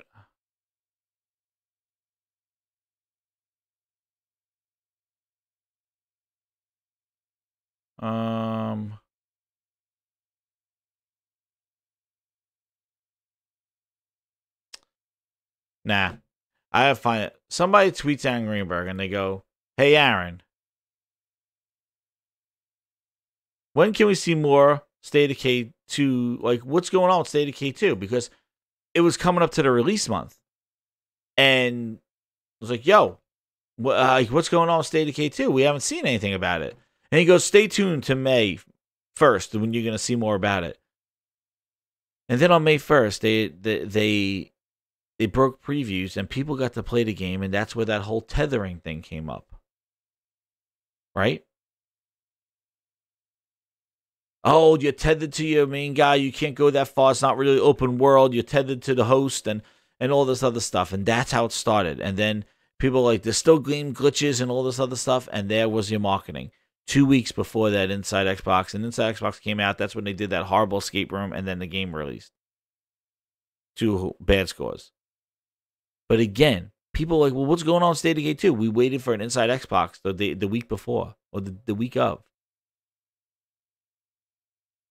Same thing with Sea of Thieves. Like, there was not a lot to talk about. They weren't confident in their game. There was nothing to do in it, and they knew that. So, we've been through this already. Okay? Same thing with Quantum Break. Quantum Break was all right, and then all of a sudden they flipped it and they said, hey, here's a real actor. Sean Ashmore is in the game. And they're like, oh, Sean Ashmore's in the game. And the game turned out to be not really that great. It was okay. The Netflix show in the middle didn't have to be there. The combat was all right, but it was okay. But they kind of threw an actor in there. Crackdown had a random guy in it. Like, no, Terry Crews is in it. It's like, okay, so you're trying to throw the wool over our eyes. You're trying to cover it up. Like, maybe we look at Terry Crews and we say, oh, well, the game doesn't have a lot of mission variety. It's kind of plain. You're doing side missions just to get out the boss. You kill the boss. It's over in like friggin' 8 minutes. Like, look how long Crackdown's campaign was. Crackdown 3's campaign. Now, that's no epic story, but man, that thing was done in 6 hours, 8 hours. Like, you were done. Like, you basically did a bunch of side missions, like unlock cages unlock 4 cages, and then the boss comes out. Like, you basically did 8 side missions, and then the guy came out, killed them, and then you went to the next guy. There were 4 of them. And you had to spend more time climbing the tower to fight the boss. So, was that an epic campaign? No. You want to hear another thing? I'm going to read you this. What is another game they announced this E3 for Game Pass? The Outer Worlds, right?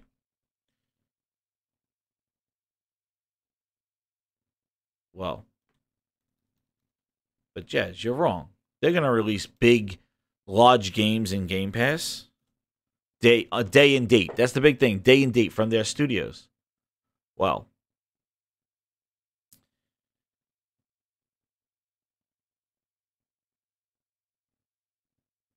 this is from December 13th, 2018 from Kotaku. Jason Schreider. What does that say, guys? The Outer Worlds not going to be as gigantic as Fallout New Vegas. The Outer Worlds, the next game from developers Obsidian, might be the game I'm most excited about in 2019. It was announced last week at the Game Awards.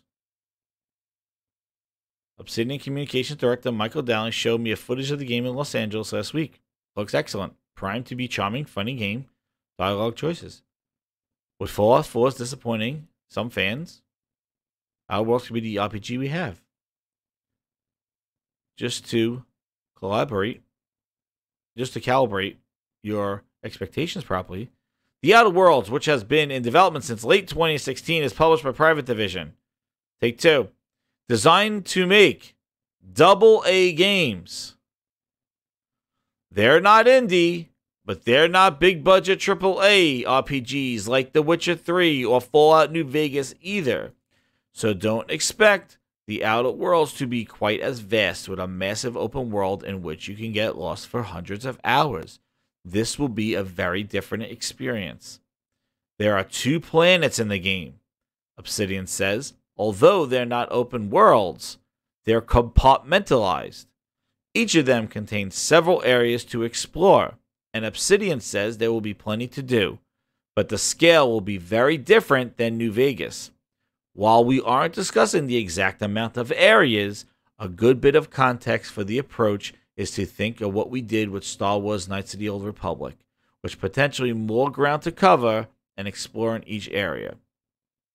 That's not a bad thing for those who don't have a lot of free time. But with all the Fallout New Vegas comparisons floating around, it's important for people to know exactly what we're getting. Game Pass Day 1.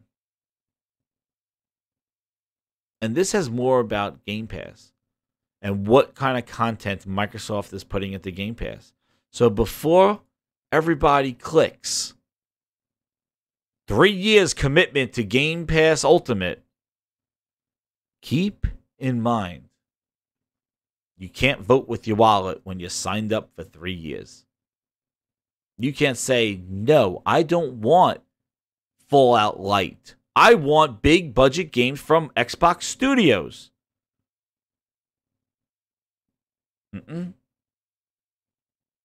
You're getting AA. So this game coming to Game Pass day one, it's not Fallout 4 coming to Game Pass day one.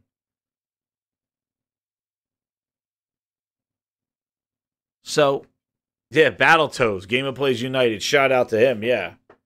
Battletoads. How do I vote with my wallet when I'm signed up for 3 years and they give me Battletoads? I'm like, no. Yeah, exactly. They're stopping that. And Fallout New Vegas, of all of them. So, this is just a testament to say, what are these studios making? What kind of games is Game Pass, Xbox Game Pass Studios? That's what I have to call them. Xbox Game Pass Studios. Not Xbox Game Studios. Xbox Game Pass Game Studios. Middle of the road budget games, and they took their tentpole games such as Gears and are possibly going to water it down. There's a very interesting way that they're presenting Gears 5, back to Gears, in compartments, in segments. Why? Talk about single player, talk about multiplayer. Escape is a game mode. Horde is a game mode. Versus is a game mode. Multiplayer components, single player. God of War wasn't spoiled. Uncharted wasn't spoiled when they showed us 15 minutes of that car scene. You know, him running back in the mud and all that other stuff. That wasn't a spoiler. They showed that whole mission. And for the sake of time. Hell, even Call of Duty would show a whole friggin' mission. Did Days Gone get spoiled because they showed? No. They made the game seem bigger. They made the game, by doing that, and you show that, and you're like, whoa, you're going to get about 8 hours, 10 hours of that stuff. You give the impression that there's so much more to this game. Hell, Smash Brothers, they spoke an entire year about the game. Now, yeah, they broke it down in little modes and talked about stuff and character reveals, and they kind of did it, I guess.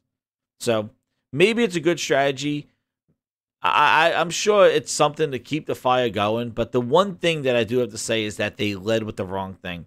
They should always be talking about the campaign, letting people know that there's a single player, because you know what? Not everybody watched E3 2018. So when you just watch 2019, you might just think Gears is just escape mode. It's like, oh, it's just a new mode, okay, whatever. And not know it's a campaign. You always bring up the campaign and that this is a multiplayer part. You got to show that this game is a big game. And unless that campaign's not as long. And this is the problem I had with Game Pass and their commitment to put all their games in there. They should have said, hey, we're going to make some Game Pass games and we're going to make some regular bangers. You know, we're going to have our big budget teams and we're going to have our middle of the road teams. Like, you know, maybe call them, we sort of make fun about the B team and stuff like that. Like, hey, Game Studios B team, you make Game Pass games. Studios A team, you make games. Just make traditional, like, $60 big budget things. But instead, they threw everybody into the Game Pass deal. And they mentioned a whole bunch of times that these single-player games, like games that don't do well, that is not financially feasible to invest that much money into a game and not have it have the return in sales. They don't take those hits. They don't want to take those hits. I don't know if Satya will allow them to take those hits and experiment. That's why Game Pass is guaranteed money. They could put a pile of shit game in Game Pass, and what does it matter? They still have 3 million, like say Game Pass is like 2.5 million. Say it's even 3 million subscribers. They could put a dud in there. Even if Gears is a dud, they could still say we got 3 million people engaging with that game. Because it's in Game Pass and they got 3 million subscribers. Like that's the trick that they could play. They could put duds in Game Pass if you're committed with a long-term thing. And notice, All the deals are a lot of like this Ultimate and all this other stuff are like 6-month and 3-month deals. They don't want you just to sign up for a month. They want you to like jump on live and all that other shit and pay out. They want you long-term investments. You know, they don't want you just. I jump on when I want a game and want to play. I'll jump off because I'm not falling into this routine auto bill me $10 when you're not showing me your roadmap. And I don't think anybody should. Like, I think you should hold on and wait to see where we get with Game Pass. You know? But anyway. Yeah, exactly, Mug. That's the other fear too, is that if these studios and these games come out and they're glitchy or they're just people are saying, well, wait a second. Microsoft Game Studios, those are the big games. You got to realize Game Pass, before Microsoft committed Game Pass, their first party going to Game Pass, it was a bunch of Xbox 360 games and old games. It was not the hype that it was. It wasn't until Microsoft committed its whole first party to be putting day and date in Game Pass, thus devaluing the $60 price tag on a game when you could get it for $10 and then in some cases $1. It's a failsafe. It's an umbrella strategy.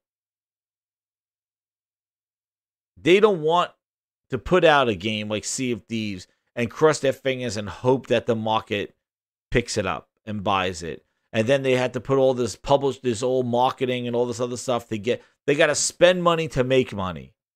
You got to spend a bunch of money to advertise, and hopefully it gets 5 million sales and also. Now, you know what? Put it in Game Pass. We got 2 million people sitting there. Maybe they'll click on the logo and download the game, and that will be great for us. But you know what? We don't have to sit here and go, yo, this game needs to make $5 million sales in the first week. Otherwise, we're losing money. They don't have to do that now. Now they can just put it in Game Pass and just go, you know what? Hey, it's now available to 3 million people. If and then they count everybody who clicks on the game. Oh, 8 million people in Sea of Thieves. Yeah. You know what? I'm gonna log on how many people use a public rest stop over a year, and I'll tell you how many people. 20 million people took a shit in this urinal, or took a piss in this urinal at this rest stop. You're not telling me that 8 million people are playing this game right this second.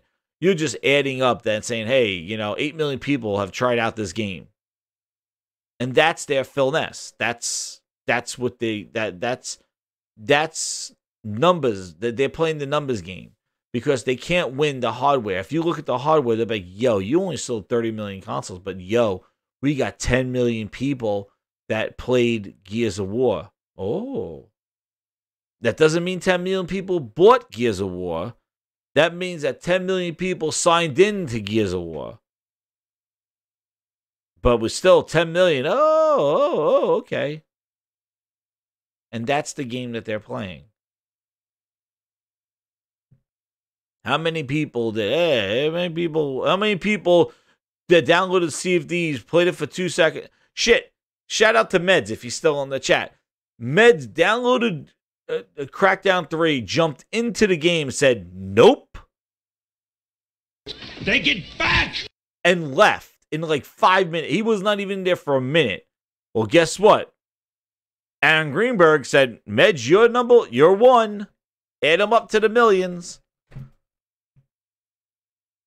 Is that holding value to us? Like, wow, he played the game for a minute and left, said, fuck this game. This game sucks. Well, he's an engagement number now. That holds value to Microsoft investors. Does that hold value to you to let you know that you could find the game? Because they could tell you, hey, 3 million people play Crackdown multiplayer, right? Have played Crackdown. Go search for a game right now. You can't find one. It takes about 20, 30 minutes to go find the game in Crackdown because nobody's playing it. But they'll tell you 3 million people play Crackdown. Shit, what the fuck did he say? What is the list thing? Crackdown 3.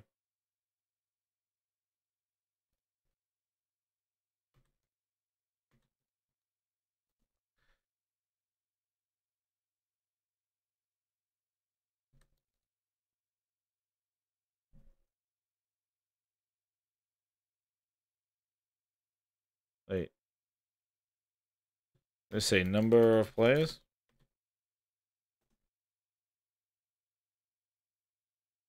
You remember what I said, guys, about last year, right? Remember I was saying about Crackdown? I say, hey, exhibit, what was it? Exhibit A, right? Was it Exhibit A? Well, here. This was June 14, 2018. What did they say? Crackdown 3. We'll show more of it when it's ready. When we're ready. Development continues, and what we did was by design. Here it goes. Crackdown 3 development continues, and what we did by design. The team's hard at work. We're not going to have them distracted by E3 this year. We're giving them more time. And what we don't want is to rush the game out before it's ready. Guys. Son of a bitch. What did he say? We're giving the team more time. We don't want to rush the game out before it's ready.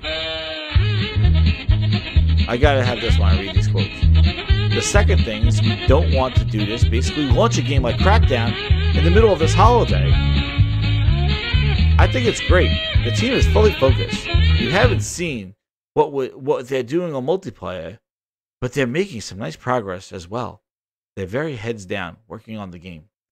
We'll show more of it when we're ready, but we didn't think to distract the development team at this time because they're really focused to make sure it's great. So what the hell did Crackdown 3 launch with? It didn't even have a way to invite your friends. And what was his first question? What was his first thing?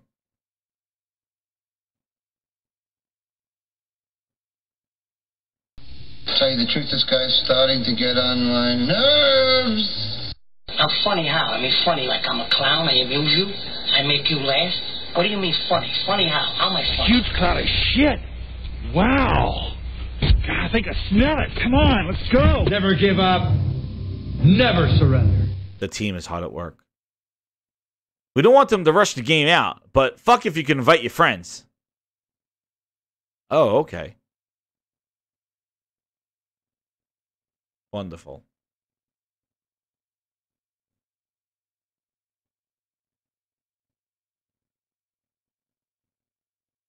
And I don't even know what the hell the Crackdown thing was. Anyway. I want to know how many people they had in Crackdown, but whatever. Sure, there's like 3 million somewhere.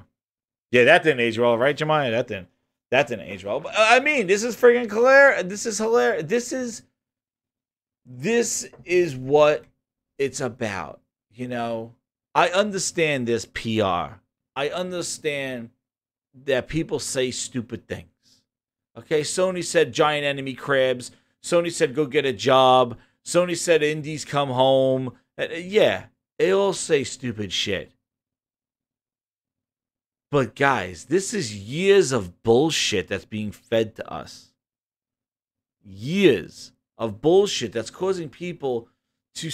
And the thing that gets me is, how do you sit here in 2019 in June after E3 and still bleed green and have faith that these guys are in your best interest, that these guys are going to give you what you desire?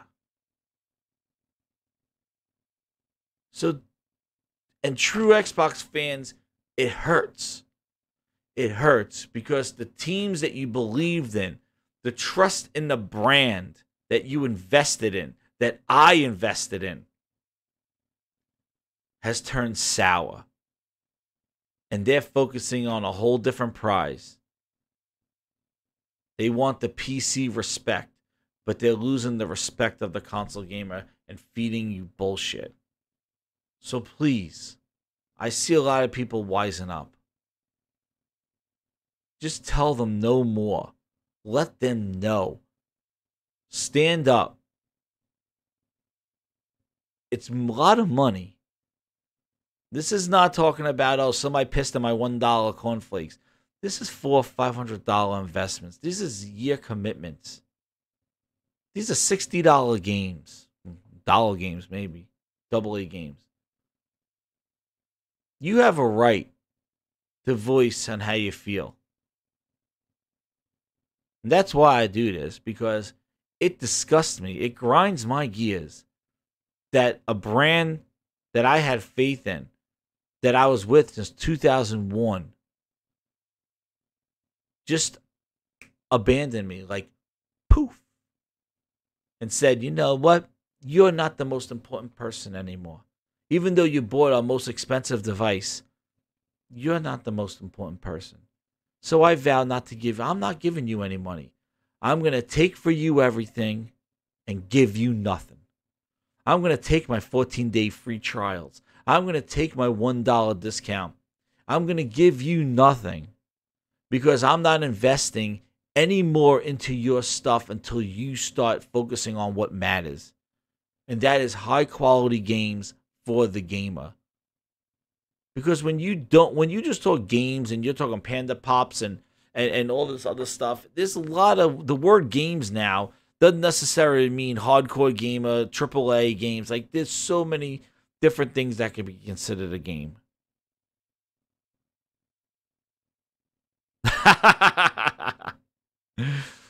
That's all right, well, I yell at Phil all the time. Because there's so many issues that I have with the way he's running stuff. Exactly. Yeah, and Patience says the same thing. You know, fans took Xbox to the dance, and Xbox left with another dude named PC. Exactly. And people are still dancing on the dance floor thinking that they're going to come back home. No, man, they're in bed with the PC guy, starting a family. Probably going to buy a house in somewhere else. But you don't need to bleed green. That's the thing. Like, it's not like you don't bleed green. Like, the thing is that we need to call a spade a spade. Hey, Big Money, what's up, man? But we need to call a spade a spade. And like I always say this, if Sony and Nintendo were doing the worst, and console sales were the worst, and Microsoft was doing all this Game Pass and all this other stuff, you say, hey, you want to know what, man? Maybe the console run is over. Maybe the service thing is where it's going to go.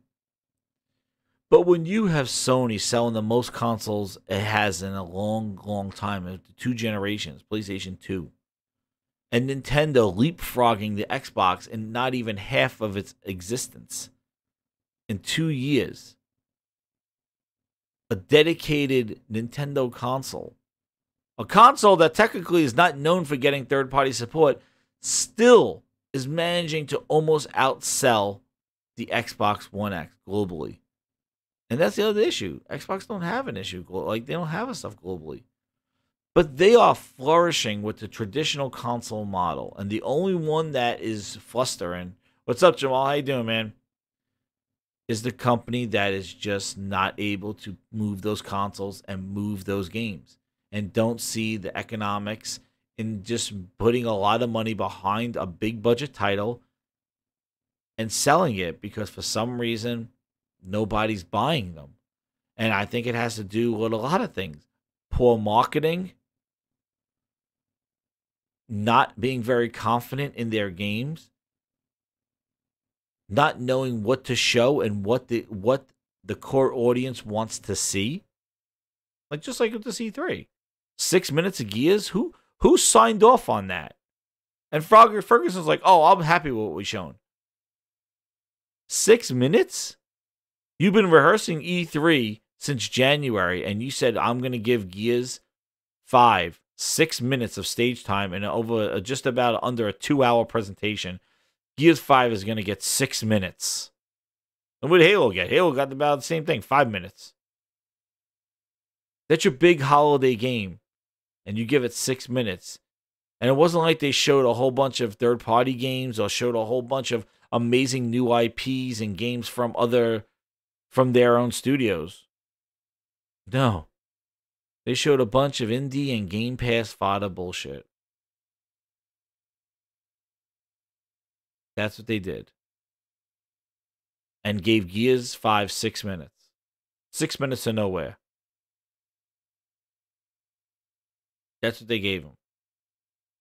Because, and I heard some other people saying it. There's a lot of people turning around and go like, Phil doesn't like hardcore games. Like, you look at his tweets and stuff, it's all like, oh, yay, like friendly games, and you know, it's great. And like, he's just like this.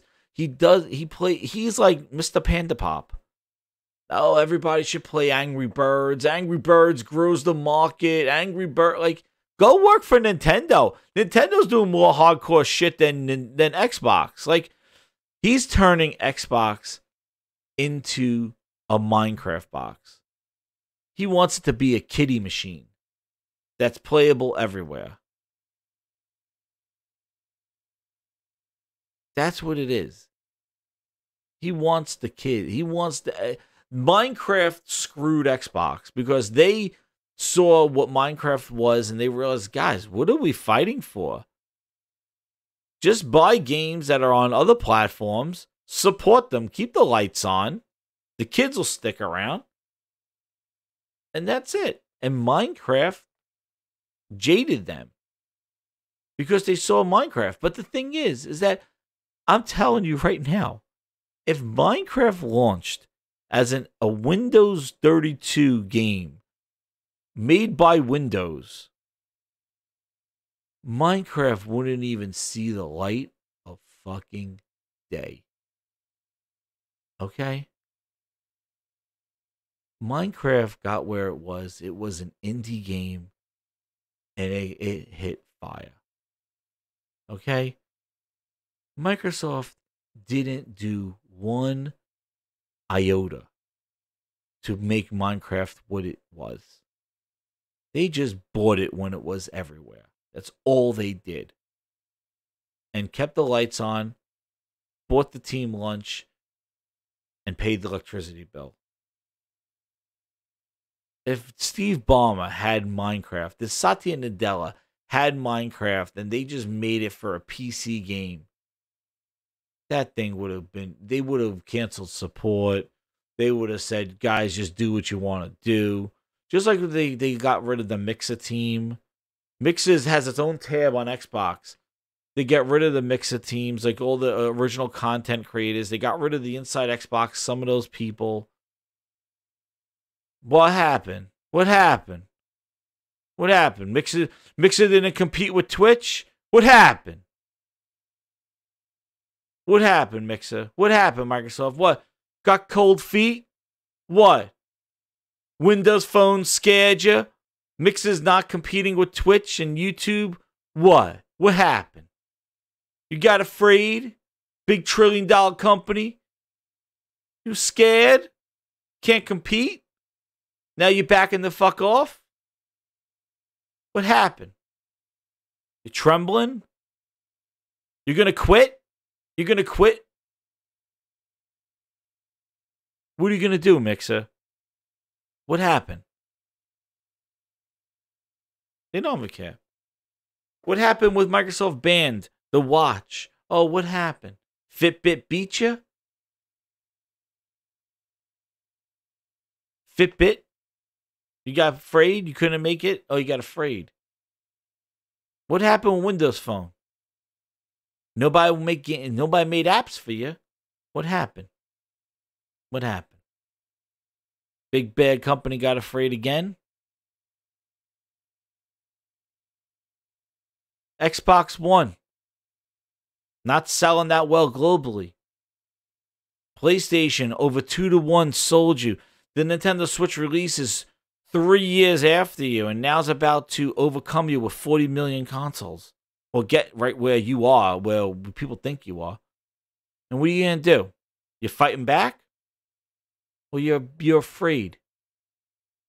Are you cowarding? Are you backing off the competition of the console? Oh, it's not about the console anymore. No. It's about the PC guys and all that other stuff. And guess what? You're going to lose there too. Because Epic got your number. Epic already slapped you upside the head. Remember Ashen Play Anywhere? Well, yeah, still not Play Anywhere because Epic said you're coming to our store. Fuck Windows 10 store. Oh, What happened? Epic gave you a slap. Steam's your best buddy now. What did Steam do for Windows 10? They came out and called you out saying that you were creating a walled garden. Was Steam your friend? No. But you know that's where the gamers are. And no gamer is going to walk into that Windows 10 trash app store with Lucky 7s to download your games. So guess what? You got to crawl out of that walled garden, dust off all that dirt, and now go succumb, give up, and pay Steam royalties to sell your games.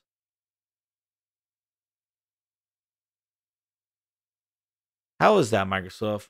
You make the game, you publish the game, and then you go crawl over to Steam and go, here's 30% Steam to sell our game. That's like me making pies. I make the pie. I buy the ingredient for the pie. I got my own store, but you know what? I'm going to have my friend sell it over at her store, and then I'm going to have to pay her 30%. So guess what? All the 100% investment that I made into my ingredients and my pie, I got to share it with somebody because she has more customers. That's what Microsoft's doing. What happened? You know, the company that everybody on Twitter and on YouTube says $1 trillion. Oh, they just bodied Apple. They bodied Apple. They got all the money in the world, most recognized. What does that do for you? Because guess what? Know what that is? That is a guy that just runs around, says he has so much money. But meanwhile, when he has to pay for something to buy you lunch, he bitches out. But he goes running around going, yeah, you know what, man? I make millions. You know, man, I have no money for lunch today. No, I'm not paying. It's a coward. Microsoft talks a big game. All those executives talk a big game. But when the rubber hits the road and the consumer is there, they fall flat on their face. And that's what grinds my gears. Because I'm done with them. I'm done with the bullshit. And I come on here as the fucking influencer just to rant because I'm sick of the bullshit. And the people eating up that bullshit, thinking that Microsoft is going to really care about the console and come back swinging. They're not coming back. You know what? I hope they are. I hope I am wrong. I hope this is all just stupid stuff. And I hope that they just come out and go, you know what? There's going to be Scarlet exclusives. Fuck all that PC shit.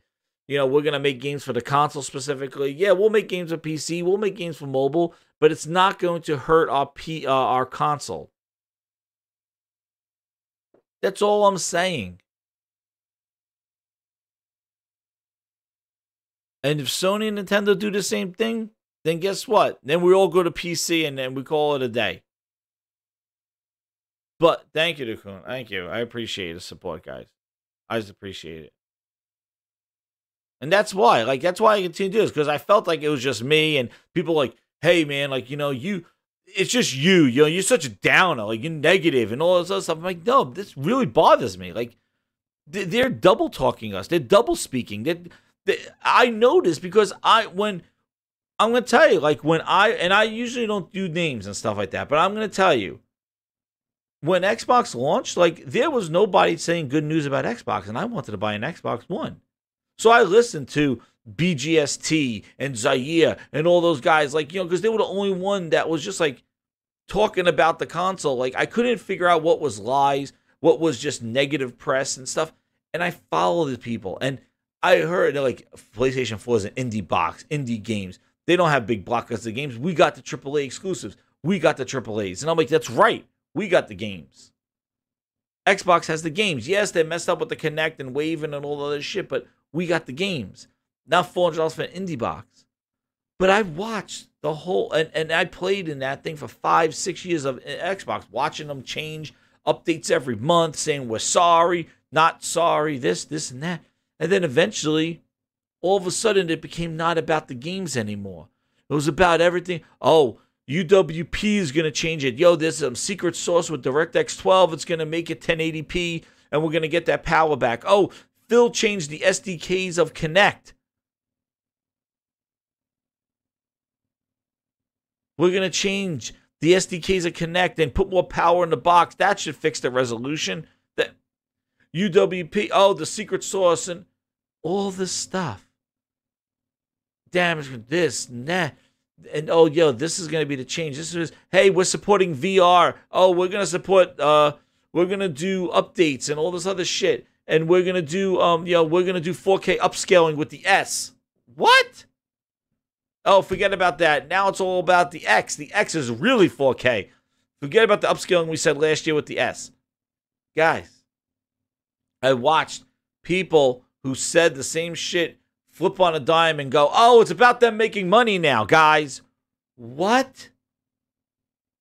Sony was bankrupt. And how the hell could they afford to make Uncharted? Microsoft's a $1 trillion company. Why the fuck does Rod Ferguson have 4 to 5 performance captures in his game? Where's that unlimited budget? How can a bankrupt company, a company that was going to go away, make God of War, fund God of War, fund Horizon Zero Dawn, fund risky projects like Dreams for all those years? How could a company with no fucking money support those games? Bankrupt. Meanwhile, the $1 trillion company is taking their big tentpole Gears 5 game and said, Rod, you know what? 5 performance captures. Just about pick out 5 parts of the game that you think are important and get a couple of actors in there and do some performance captures.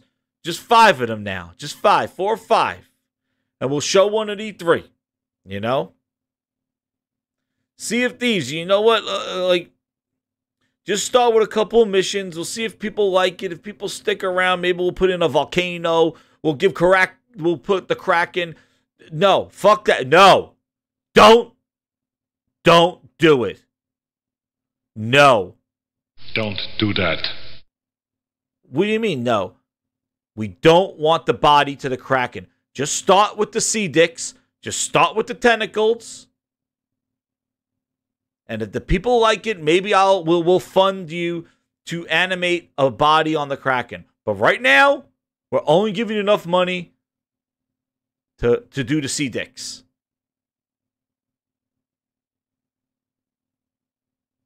And yeah, Sony wasn't bankrupt, but Sony was what? I remember people saying, "Oh, their stock was what? Garbage or trash? What the hell they call it?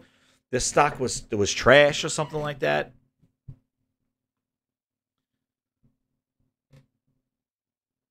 But yeah, the biggest company in the world, a $1 trillion company. Yo, whoa. State of K2. Hold the fucking phone. No deal. Hold the fucking phone, State of K2. We're talking clouds. We're talking the power of the cloud. But don't do junk. That's right. It was junk tier. Sony was in junk tier. So junk. Sony put their junk on the fucking table and came out with a fucking amazing games. So you could have diamonds. You could have all the money in the world. And games are fucking junk. I'd rather have Sony junk stock and great games than have Microsoft bodying Apple with money and giving me junk games. But wait a second, Steve. We're talking clouds. We're talking all this beautiful. No dedicated service for State of K2. AAA all the way. Come on, don't bullshit me. Put that cookie down now! I've got news for you. You're mine now. You belong to me. Where the dedicated service State of K2? Oh, no. No. All the money in the world, right? And one more rant. I don't know how gaming turned to being a fucking HR portal. I'm glad people are getting jobs. Okay? I'm glad a company is hiring. But I don't understand how that's fucking news. Now, whatever your name is, get ready for the big surprise. I don't understand it. We're talking studios. We're talking, oh, they're on a hiring spree. Who the fuck cares? Are you applying for a fucking job? You son of a bitch. Then stop it. E3, the biggest stage in the world, came and went, and we're still looking at HR fucking pages. We're still talking about the hiring spree. And another thing, we found out today, Obsidian is making another RPG. Let me explain something. 343 got 3 fucking million people working for the company. What, 400? They're making one fucking game. But Obsidian, maybe $150, maybe 125 people. Oh shit, they're working on multiple projects. Oh, Ninja Theory. Oh shit, what 100 people? Well, wait, maybe they're at 150. Yo, they're working on multiple projects. What the fuck are they making? Angry Birds? 1, 2, 3? You got 20 people in a fucking room making a game. What do you think they're making? What are they making? They asked Rod Ferguson in an interview to bring this full circle. Would you make anything else besides Gears of War? He's like, never say never. But they're not working on shit right now. He's not making another game.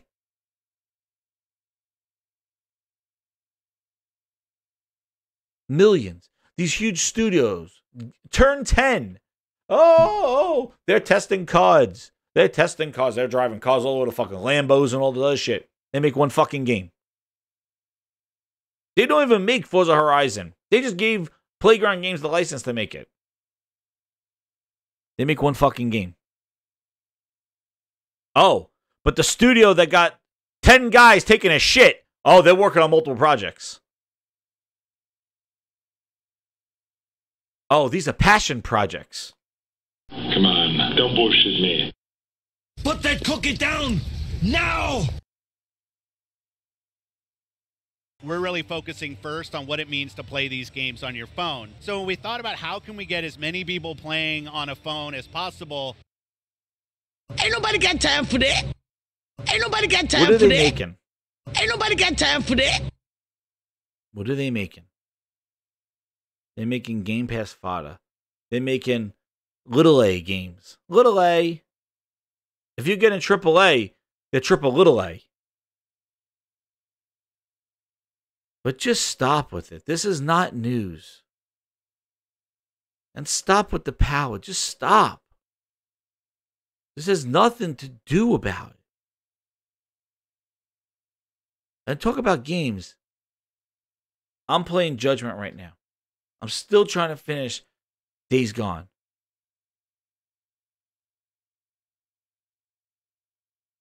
Judgment is an exclusive game. Days Gone is an exclusive game. I Jump Into Dreams is an exclusive game. Those are 3 games that never seen the light of day on an Xbox.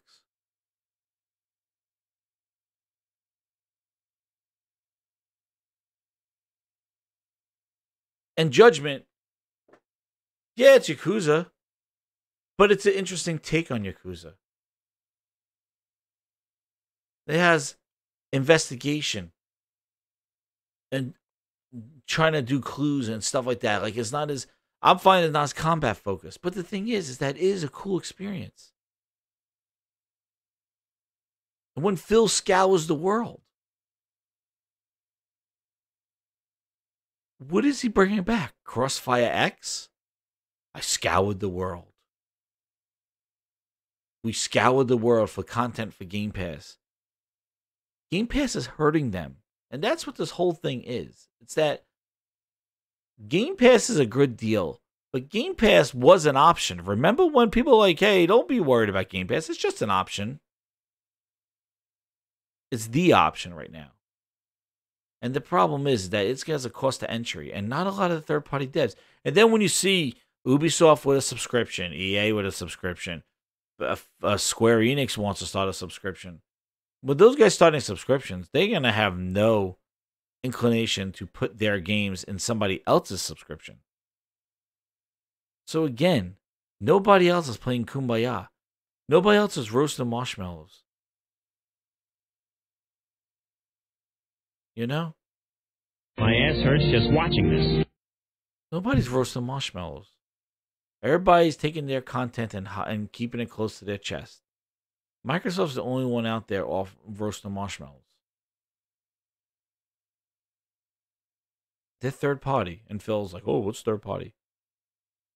Right before our eyes, they have exited the console business, but still won't admit that they're out of the console business. They left. All right? Just like when they left Windows Phone. They were done with Windows Phone, but they kept it around for a couple of years. Oh, no, we're still invested in Windows Phone. Just like Kinect. Oh, we're still invested in Kinect. That shit was dead 2 years before they actually took it off store shelves and said, you know what, guys, it's done now. We're not updating the port anymore. Good luck. No more adapters are being handed out anymore. They pretended. You know, oh, here's the adapter with the S, and yeah, that's keeping good fan. Then they dropped that adapter real quick with the X. So fuck it, it's done. So they'll make a Scarlet. And you could say, well, they're still in the console business. Yeah, they still make a product.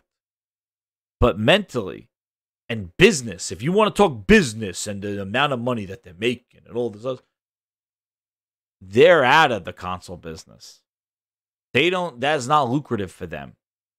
The only thing they see out of there is your Xbox Live subscriptions. They're out of it. So I encourage people to stop fighting for something that the company does not care about. And I just get frustrated when they try to slyly convince people they still give a shit about it, but they don't. And they lie. They do that Phil Ness.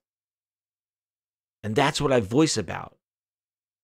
Don't lie to your consumers. Don't double talk them. Don't go to PC Gamer and go, we love PC games. We're committed to PC games. And then go to Kotaku and go, we still make a console.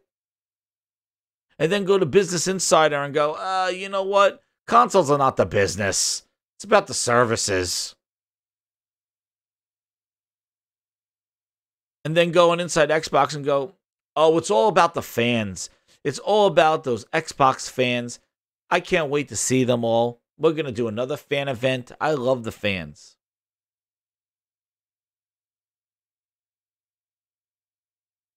He's a two-faced. Wherever he goes, that's what he does. GameIndustry.biz, it's not about the consoles. Kotaku, oh, it's about consoles. Inside Xbox, it's about the fans. PC World, oh, we're committed to PC gaming. NBC, MSNBC, oh, gaming on the phone is where it is. There's 2 billion gamers out there, and we got to reach them wherever they are, and that's by bringing our games to the phones. They're all over the place. Meanwhile, Sony comes out and it goes, our console players are the most important players. We're going to make this console. We're going to bring them over. Those 100 million people are going to come over to the PlayStation 5. Nintendo learned. Nintendo learned that the grandmas and grandpas that bought the Wii are not your customer. They might have bought your Wii, but they're not your customer. The people buying the Switch.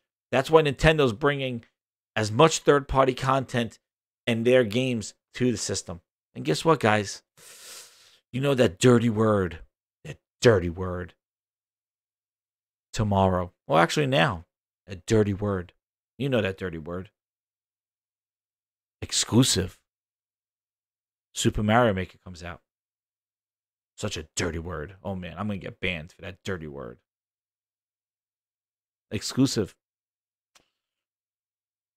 So when I go get Super Mario Maker, and I'm playing it, I'm going to sit there and go, you know what? There's a bunch of people on PC that probably want to play Super Mario Maker. Mario will be awesome on PC. It's not fair that I'm playing this on the Switch. And the PC guys should be playing it. And Xbox guys and PlayStation guys should be playing. Guys and girls should be playing Super Mario Maker. Nobody's saying that shit. It's time to quit jammering before I start hammering. You say, oh shit, I gotta go buy a Switch if I really want to go play Super Mario Maker. That's the business. And one more fallacy that I do see while I'm on it. All that trillions of dollars. All that money. Oh, all that money, all that money. Oh, that's just gonna make them make more games.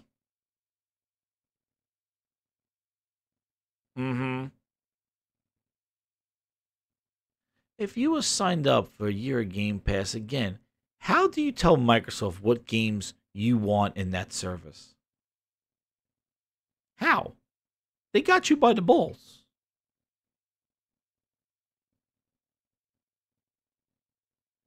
Keep it up, you'll be carrying your face home in a doggy bag. They got you. Actually, I think when you sign up for Game Pass, you get this. I've got news for you. You're mine now. You belong to me.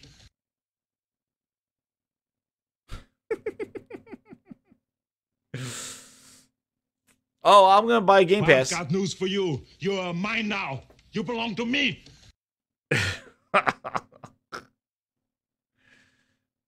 Take it back. Oh, and they play this music then.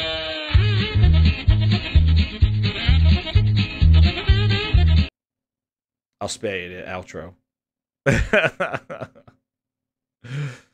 But anyway, is to wrap it up. I appreciate you guys. I don't know how many. I have to look. You guys have been great, hanging in the chat, jibber jabbering in the chat. Yeah, oh man, you guys are great. You're just hanging in there. I really appreciate you guys just listening and stuff like that, because I hope it don't just like it really pisses me off, because I invested a lot in this company, and I'm just amazed. I've never seen such a turnaround in focus and stuff. Like, it is such a bait and switch shaft. Like, it's such a switch shaft. Like, it really is. And I've never seen, like, I've never purchased an electronic device and just had it kind of just like, nope, that's not what you bought. Like, hey, I bought a phone. It's like, no, you didn't. You bought a toaster oven. Like, no, I didn't. It's a phone. Oh, no, it cooks now. We're into the cooking business. No, it's not. But we don't care about that phone. We care about toasters now. Like, no, what? I bought a phone. You guys make phones. No, we make toasters now. It's all about breakfast. Like, breakfast? What? Just switching and shit. But anyway, guys. Phil has one thing to say to you guys, though. We're really focusing first on what it means to play these games on your phone. So we thought about how can we get as many people playing on a phone as possible. Yep. I'm trying to use the phone! Thank you very much, everybody. This has been Jez778, what grinds my gears, and hopefully Gears 5 is not what we talked about today. I hope Gears 5 is a big, epic single player with some kick-ass multiplayer. And I hope it's not a 4 to 5 hour campaign that they're waiting to tell us the day before it releases.